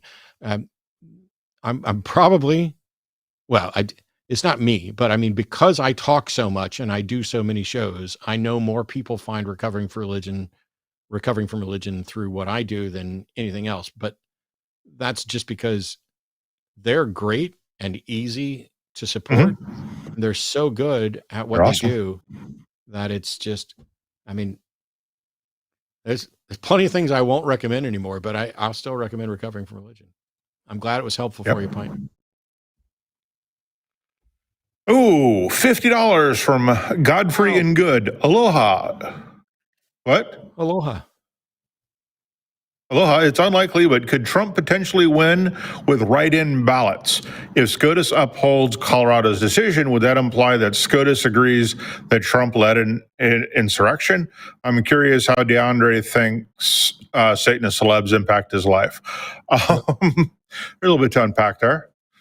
I think whether he can win with the write-in ballot. Oh, yeah. As it depends on each state's laws on write-in ballots is whether he could win on a write-in. And I don't know enough about each individual state to know if that's even a possibility or how that would even work, because I don't know the laws. So, yeah, ask a lawyer who's familiar with voting laws. If SCOTUS upholds Colorado's decision, would that imply that SCOTUS agrees that Trump led an insurrection? I think it would imply that they agree, but I don't know. I mean, it depends on how they word the decision and what the decision actually is. They could just come out and say, yes, they agree. They could say, something like I said, hey, he's got to be convicted first. And that would not indicate to me that they agree that Trump led an insurrection, or just saying, hey, he's got to be convicted. So I think it depends on the wording of what they say as to whether or not you could even to determine an implication of what they're thinking, much less actually declare what they're thinking. I'm curious how, it is. How do Satanist celebs impact anybody's life, especially when they're producing? Well, I guess it depends on the movies you're producing, right? So, and what you think of those movies and other things that celebrities do, songs and all that. Yep. I think we got to part of the crux of DeAndre's stuff is that there's some fear mongering going on. And so your question's really good, which is, hey, what difference would it make if there were Satanist celebs? It's kind of about this view of a world filled with spiritual warfare and simplistic notions of good and evil. And it's one of the reasons why I talked about Satanists being citizens with rights and stuff like that. This is a good opportunity to let you guys know that Andrew Seidel got back to me. So I'm going to read you some of, not all, of the questions that I sent him really quickly, along with his answers. So one of the questions was, if the Supreme Court takes up the case, they can rule on both whether Section 3 of the 14th Amendment applies to president and whether or not the court was right to conclude that he engaged in insurrection.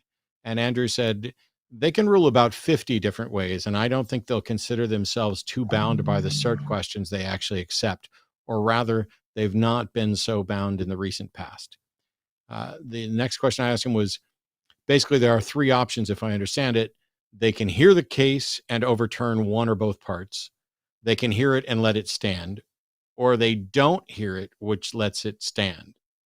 And I was like, correct. And he's like, basically, yes. They can also hear it and drag it out without ruling for months, which would be the functional equivalent of letting him get on the ballot. That's a scary thing I hadn't considered at all.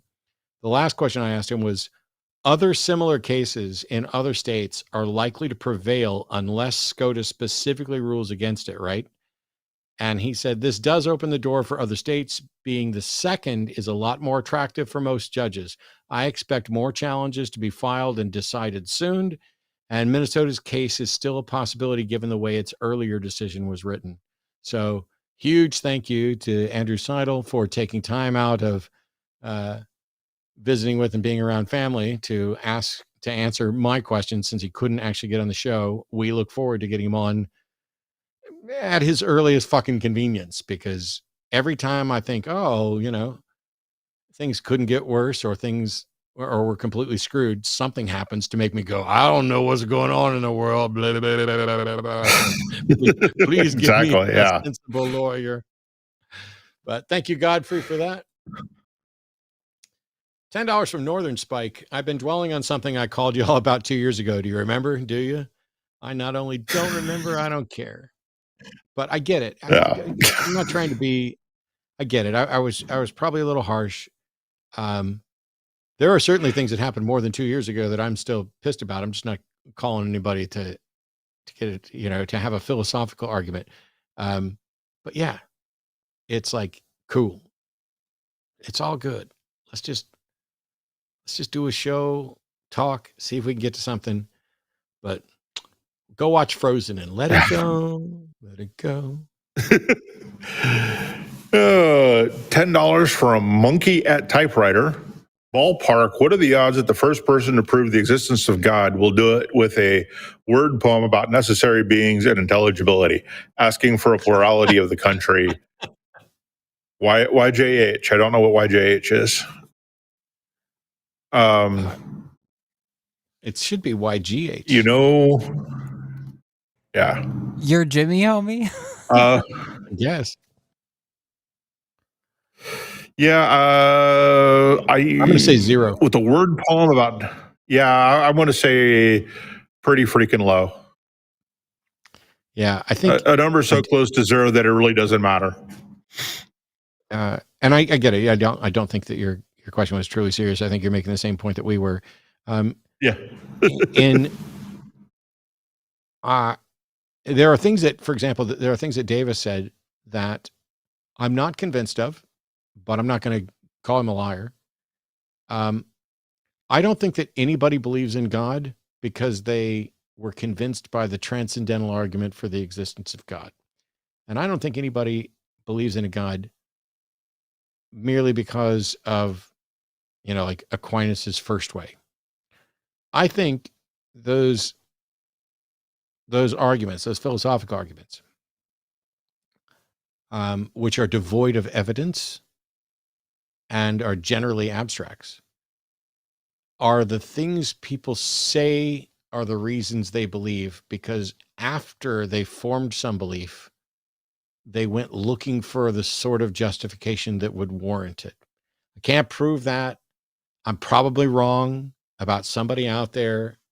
I'm not keen on saying people are lying, but I interacted with a lot of believers, both when I was a believer and now that I'm not. And when you get down to brass tacks, nobody says, I think the transcendental argument for the existence of God is valid and sound and necessary and is sufficient to warrant belief that Jesus was God incarnate and cares who I have sex with. Yeah.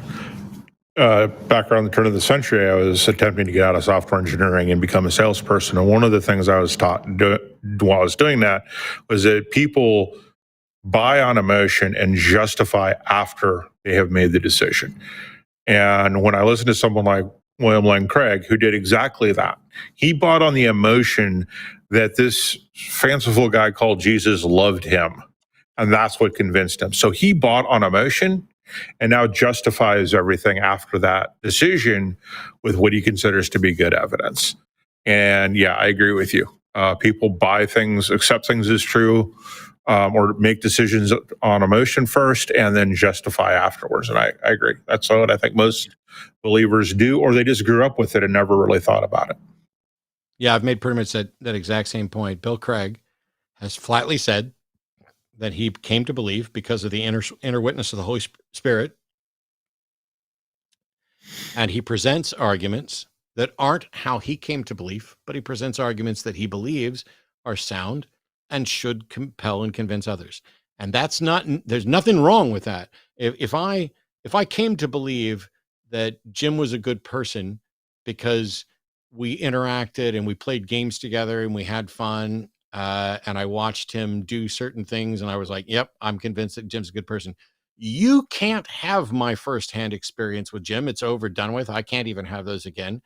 But I would then present an argument for why I found Jim to be a good person, and you either accept it or you don't. And so, Craig's not wrong to do that. He can't present you with the inner witness of the Holy Spirit. However, when the people are coming around saying, oh, I was convinced by the, Aquinas's first point, I think there's more going on.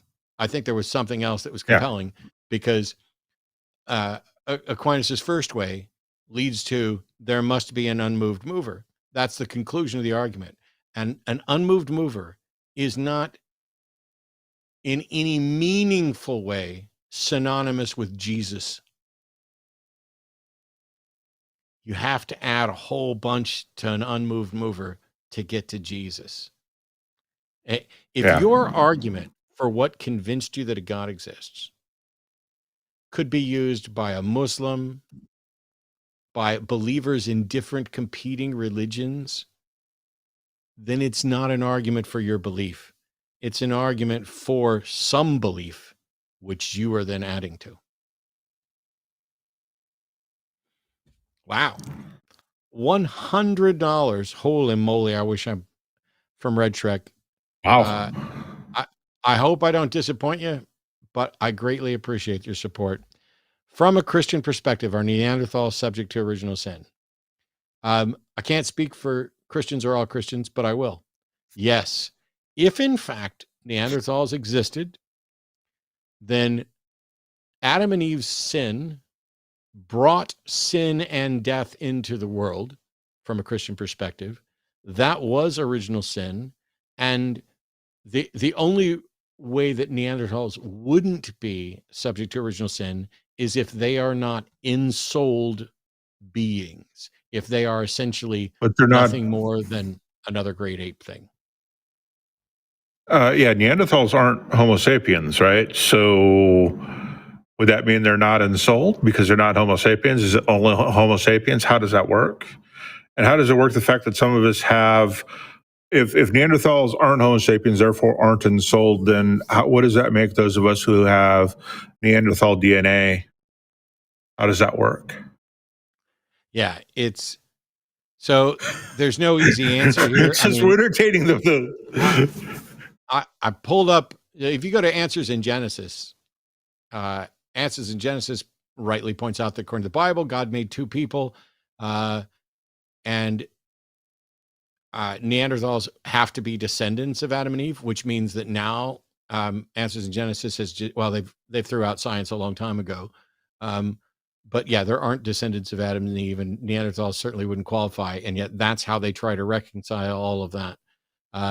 And so they would hold that to whatever extent Neanderthals exist in their model, they are subject to original sin. That's why I listed the only potential way out of that is if they were, if your view is about ensouled beings as the special creation of God, and if you put Neanderthals just as some other great ape or quasi great ape or whatever, the best answer I can give you, Red Shrek, is that. But I'd say it's such a cool question. Go ask different Christians what they believe about Neanderthals, because some of them will just say they didn't exist. And some will say no matter how it happened, God did it. So that'd be the Catholic perspective today. Ooh, you got an easy one. $20 from Northern Spike, and it's blank. Thank you for the $20. And this is Northern Spike's second time for giving us a super chat. So thank you so much. Or third, maybe. Or 85th. Yeah. It's at least second today. $10 from an Entangled Loam. Well, Jim, you were technically wrong 2 years ago, which is the best kind of wrong. Please get this reference. Yes. Looking forward to more debate reviews from Matt as well. Go Jimmy yourself, and Matt, you're gay, homie. There we go. I just had to figure out what the M was. It's my name. $10 from Crystal Butcher. Have either of you written a book or plan to? No and no. No and yes. I just don't know when. I've got 4 books that were roughly outlined. One of them, the first one, is already titled and has a strong outline. It's just a matter of when am I actually going to sit down and write it. Right now, I can reach more people doing the video stuff than I could with a book, but there's going to come a time, and it shouldn't be far off, where I just don't have any choice but to sit down and write what I need to say, even if it ends up getting ignored. Yeah. Thank you so much. $10 from Salty Seattle Cyclist. But how often are cars parked in bike lanes in Austin? Well, we have a lot of bike lanes and a lot of pro bike things in Austin because Lance Armstrong, and we didn't get rid of him just when we got rid of him. He did a lot for cyclists, but also they've been a little annoying. Parking in and around Austin's weird. I don't tend to see people parked in the bike lane, but also they added back end parking to downtown. And while I love it, it confuses the hell out of people. And because I don't ride cycles around, I can't tell you how much of a problem there is with bicycle lanes in Austin. But what I will say is there are little electric scooters all over town that anybody can use. I mean, you pay, but yeah. I would say that most of Austin's parking problem is due to terrain rather than, bad planning in most cases. Maybe a few cases, but I think a lot of it is terrain. I'm thinking like around Mozart's Coffee. There's no parking there because it's, down there at the hill. So anyway. $10 from Drew J. Given the current political climate within the U.S., what are your thoughts on the duality of American liberty and freedom and a religion that insists on being totalitarian? Yeah, you can't have liberty and freedom under the more not evangelical, but the more fundamental versions of Christianity. We'll ignore for a moment the fact that God is not duly elected. Yeah. So it's not a duality thing. It is the principles of liberty and freedom that we're founded on are in direct conflict with totalitarian regimes, be they religious or otherwise.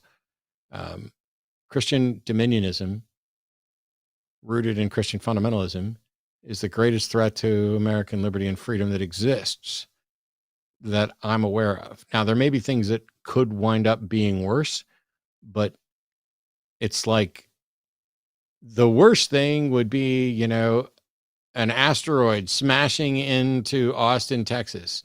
But if I'm going to list things that are probable or likely or that we should spend time worrying about, Christian nationalism, Christian dominionism, I don't know what tops that in the U.S.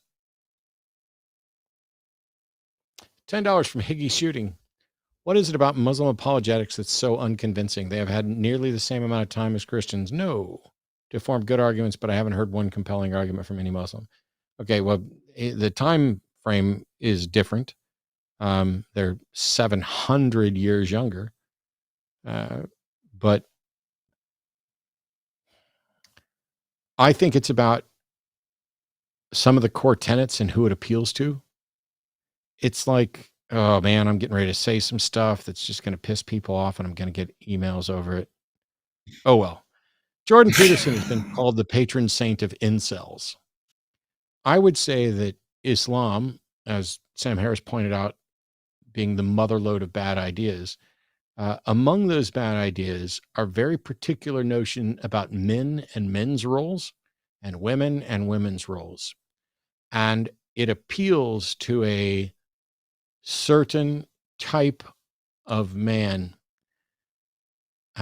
which is why you're seeing a number of younger YouTube atheist dudes converting to Islam and giving the most awful defenses of child bride stuff and everything. It's just, it is, I think there's some people who are so desperate to have someone tell them how to live their life and how to be the master of their life. It's like all the negging, how to pick up chicks, how to control women want to be controlled. If you took all that shit that you heard from people like Andrew Tate, etc., and then rolled it up into a religion, oh wait, that's Islam, which is why it appealed to Andrew and others. It's not like there's, you know, for example, Aquinas' first mover thing applies to all the Abrahamic gods. Everything that comes after that is doctrine. And the doctrine that the Jews put on that Abrahamic God, and the doctrine the Christians put on it, and the doctrine the Muslims put on it is completely different. Their origins are the same, their origins are similar, but the spin is different and the goals are different. And that's why you can see someone sit down and just absolutely be completely in servitude to one of the worst, most corrupt, vile ideas put together by a child raping piece of shit like Muhammad. Oh, wait, did you say that? Yes, I did. That's just the way this ends up appealing to people. And I also, you know, just to kind of pile on, steel sharpens steel. And in the Muslim world, from everything I understand, there is no opposition to Islam. You know, there's, you know, the Shiites and the Muslims, two major groups that don't appear to be fighting with ideas, but rather guns. And that's not conducive to sharpening your apologetics or your philosophical arguments. You need someone who opposes you to do that, and they don't have that in their countries. They never had the Protestant Reformation. They never had the Enlightenment. And when you look at something like the Kalam, which is actually Arabic in origin, is my understanding, that comes from a time when they weren't nearly as closed off in terms of ideology and thinking. They were much more open. And so it's not a good argument, but it's a good argument coming out of Islam. And so in that respect, I think that it's, they just don't have any opposition, and so they don't know how to think yet. But yeah. $10 from Northern Spike. I'm in my preferred state. Canada is closer for the mistake of another Trump presidency. Yeah. Okay. I hear you. There's more coming from Northern Spike as well. I can see the whole list, so we're getting ready to say thank you a whole bunch of times in a row here. $10 PhD, right. Tony. Fantastic stream. Many thanks. Thank you, Tony, and also for being a regular supporter. Wow, that's a name. Yeah, $10 from Smoke Lots of Weed 420. Any advice to starting my own pod show talking politics and religion, logic, science, philosophy, ethics? Just need opponents with webcams. Should I look on the weird side of Reddit or at work first? Yes. So, here's the thing. If you have something you want to say, if it requires somebody else, then yes, by all means, go out and see who you can find and who you can interact with. But if you just feel like you need to say stuff and you need to do a podcast, just do it. Find a way, even if it's, crappy, low production, whatever else, say what you need to say and point at, try and get some people to pay attention to it if you can. And if it's something that's truly good and resonating with people, it'll take off. I mean, there are several people. Yeah. I'm not an advice giver, but there's a couple people who were like, hey, I'd love to do podcasts like you do. And I was just like, do it. And some of them have more subscribers than I do now, which is great. Yeah. But you just go for it. And if it turns out you don't love it as much as you thought you did, or you run out of stuff to say, or, I'm the weird one. I'm the guy that has been saying stuff for almost 2 decades now, and can't get burnt out.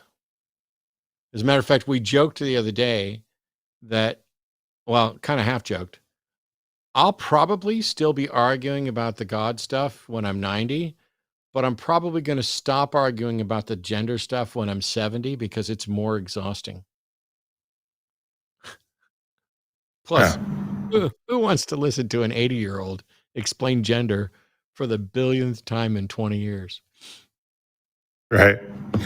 Yeah, and as for, where do you look for opponents to talk with or interlocutors?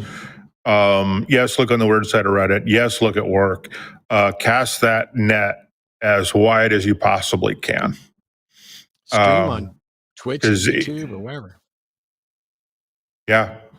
On as many platforms as possible and interact with as many people as possible and just cast that net. I know when I was doing some shows for your friendly neighborhood atheist, that was a big problem he had, was getting people to call. So yeah, cast that net. What's next? There we go.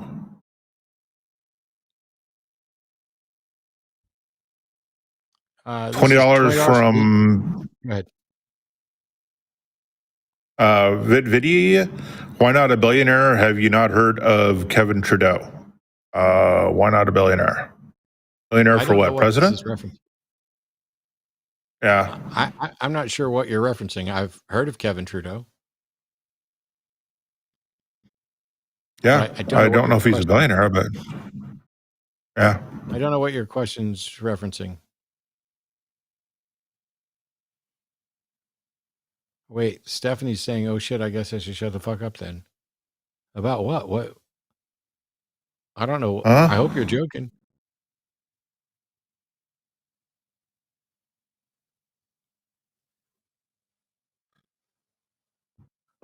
I wasn't trying to say anything that was going to shut Stephanie or anybody else down. So I'm missing something because I don't know what this question's about.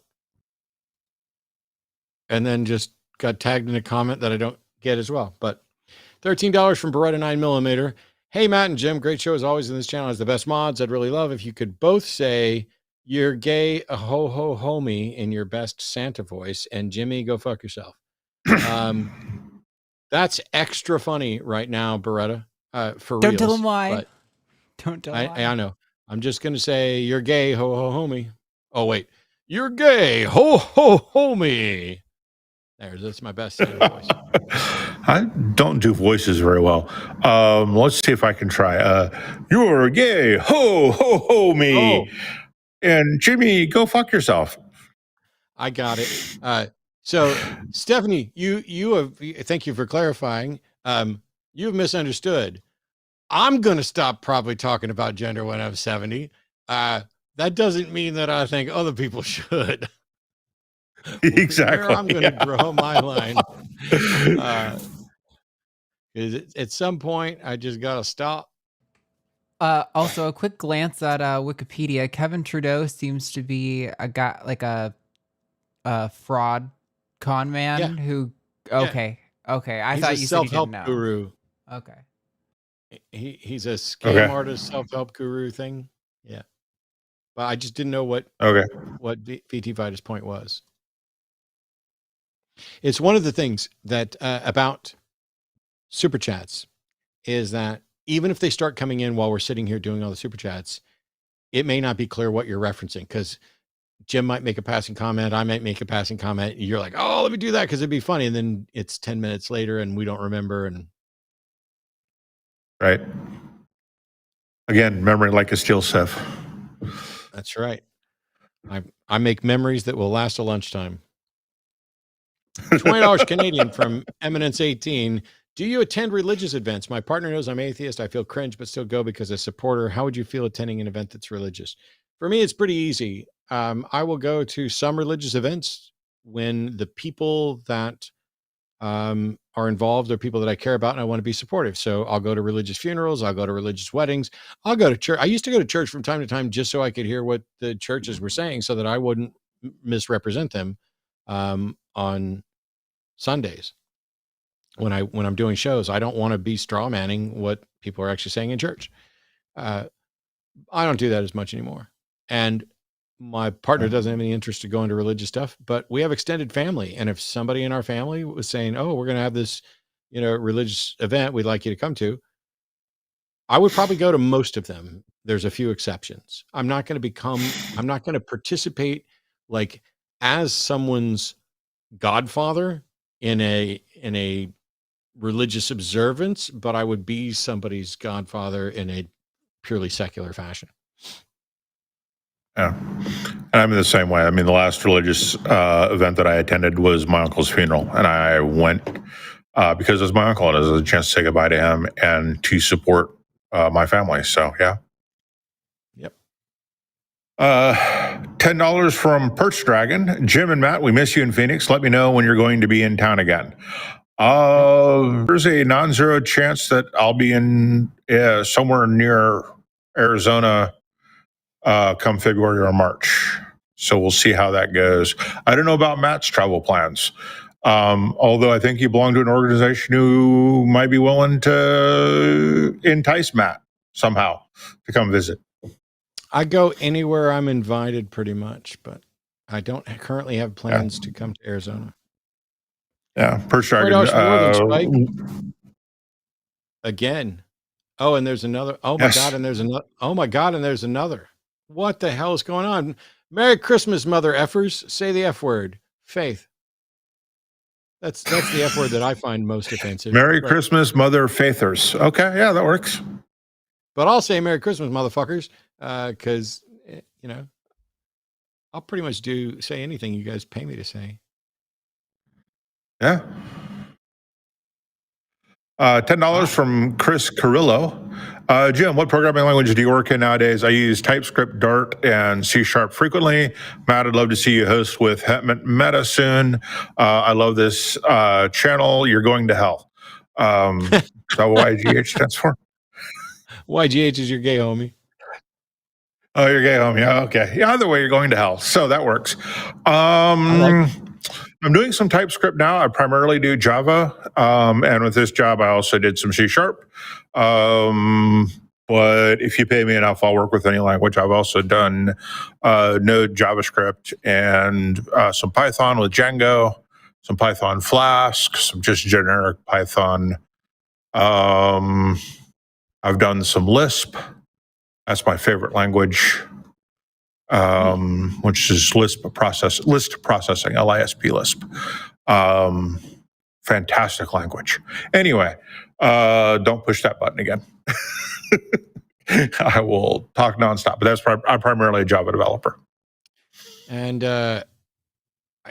Hemet's one of the best of us. I love talking to him. We talk from time to time when there's new stuff. It's his schedule. I've invited him to be on the shows, and he's willing. It's just his schedules don't really allow it, and he's got kids and other stuff, and so it hasn't worked out in quite a little while. Given that I do my shows on Wednesdays and Sunday afternoons and stuff like that, but I will always continue to reach out to Hemet and see if and when we can get him on some show that we're doing together, because I think, like, genuinely, when I say he's one of the best of us, that's my least controversial opinion in my head, is that Hemet has consistently, for a long time, been one of the best of us and one of the best true journalists I've ever seen, in or out of the secular community. $10 from Northern Spike. Write the damn book, Matt. Okay. $9.99 from Jordan. Huge fan of you both. Matt, I can't wait to read your future book. How do you best handle religious relatives during the holidays without arguing? I'm staying home this year. I'm not fucking visiting any of them bastards this year. No. For me, it got a little easier once everybody knew I was an atheist. It stopped some of the casual religious talk in a large group. Not because I think they were worried about me feeling ostracized, but because as soon as they realized I wasn't going to keep quiet about it, that if they said something that was bullshit, I'd call it. Christmas conversations got better, but holidays are often about the religion. And so I don't go there looking for an argument.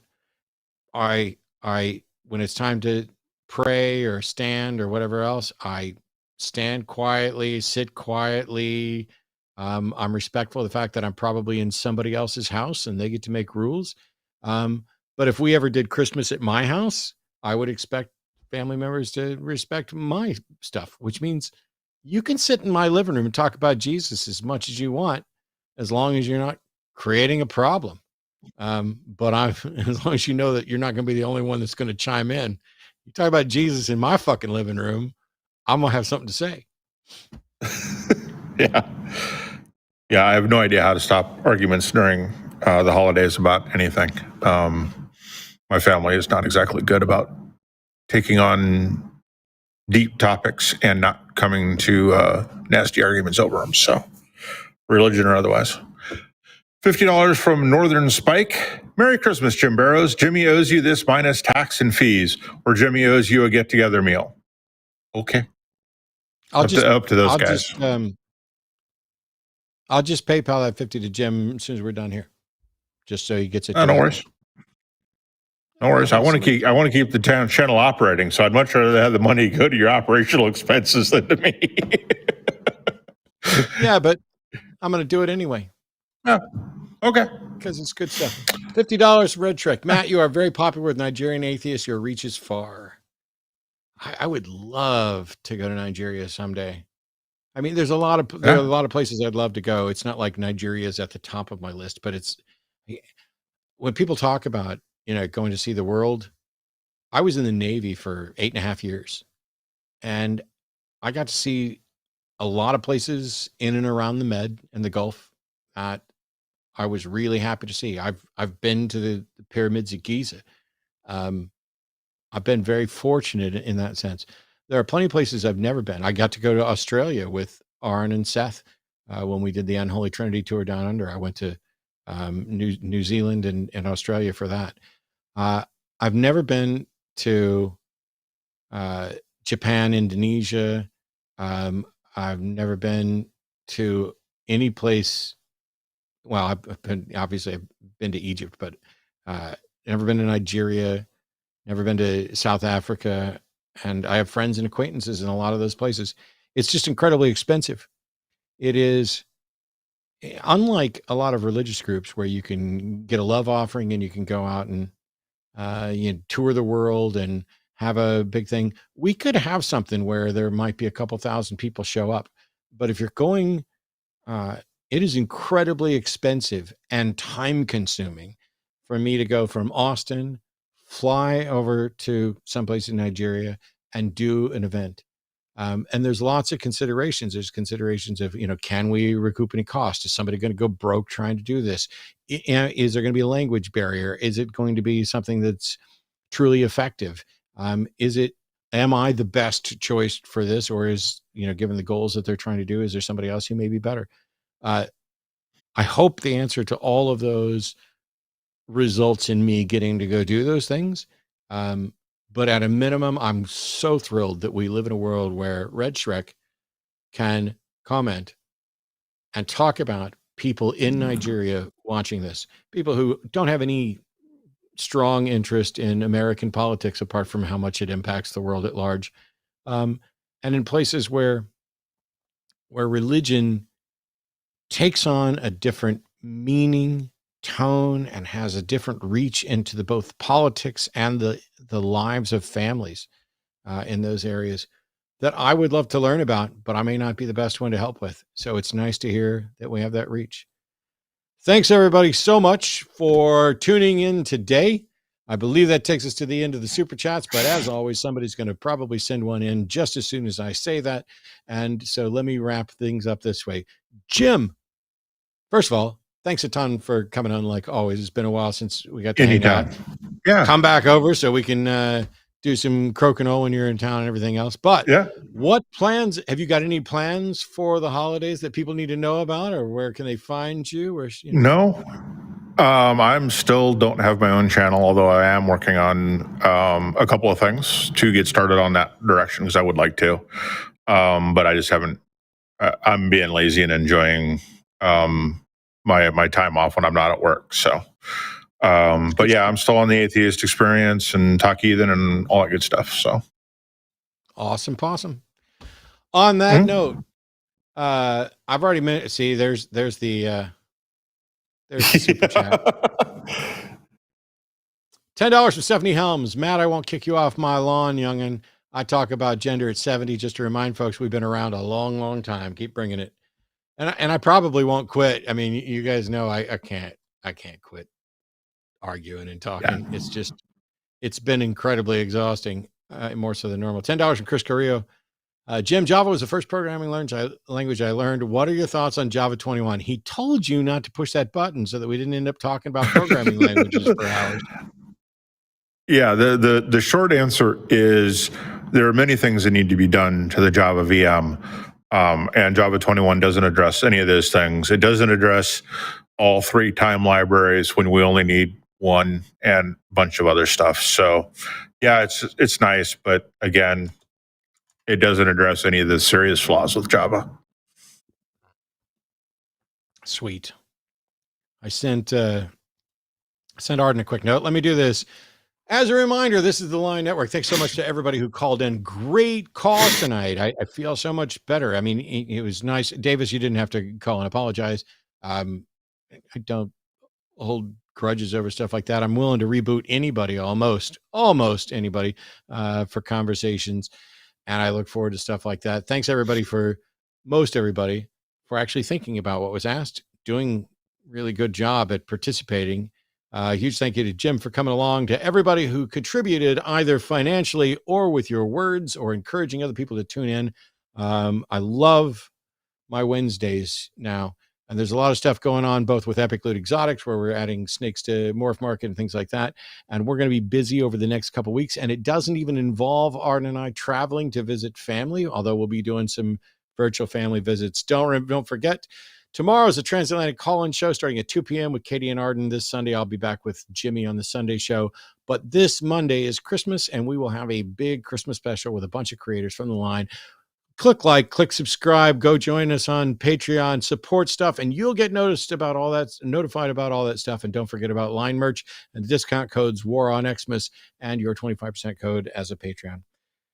Please take care of yourself, take care of each other, get ready for holiday season. And if you find yourself alone, surrounded by a bunch of Christians at Christmas, and they're not cutting you any slack and you're feeling ostracized, remember, there's a free chat service at Recovering from Religion that you can go and just log in and talk to somebody and say, Christmas really sucks for me. How can I make it better? Or you could tune into the show that we're doing on Christmas and maybe let somebody see what you're watching on your phone. See you next time. Oh, look, there's a list of producers. Patron producers. I see Steve and Olaf and Paul and Aaron and Morgan. Grant and M, Brian, Kathleen, Kelly, Trent, Susan, Jared, Galaxy, Vala, Larry, Bethany, Worthless, Captain Ryan. Ooh, that sounds like a character. Worthless, Captain Ryan. Test John, Panda, Thomas, Ian, Matthew, Spice, Mark, Stephanie, Paul. Don't forget, go to patreon.com/Paul.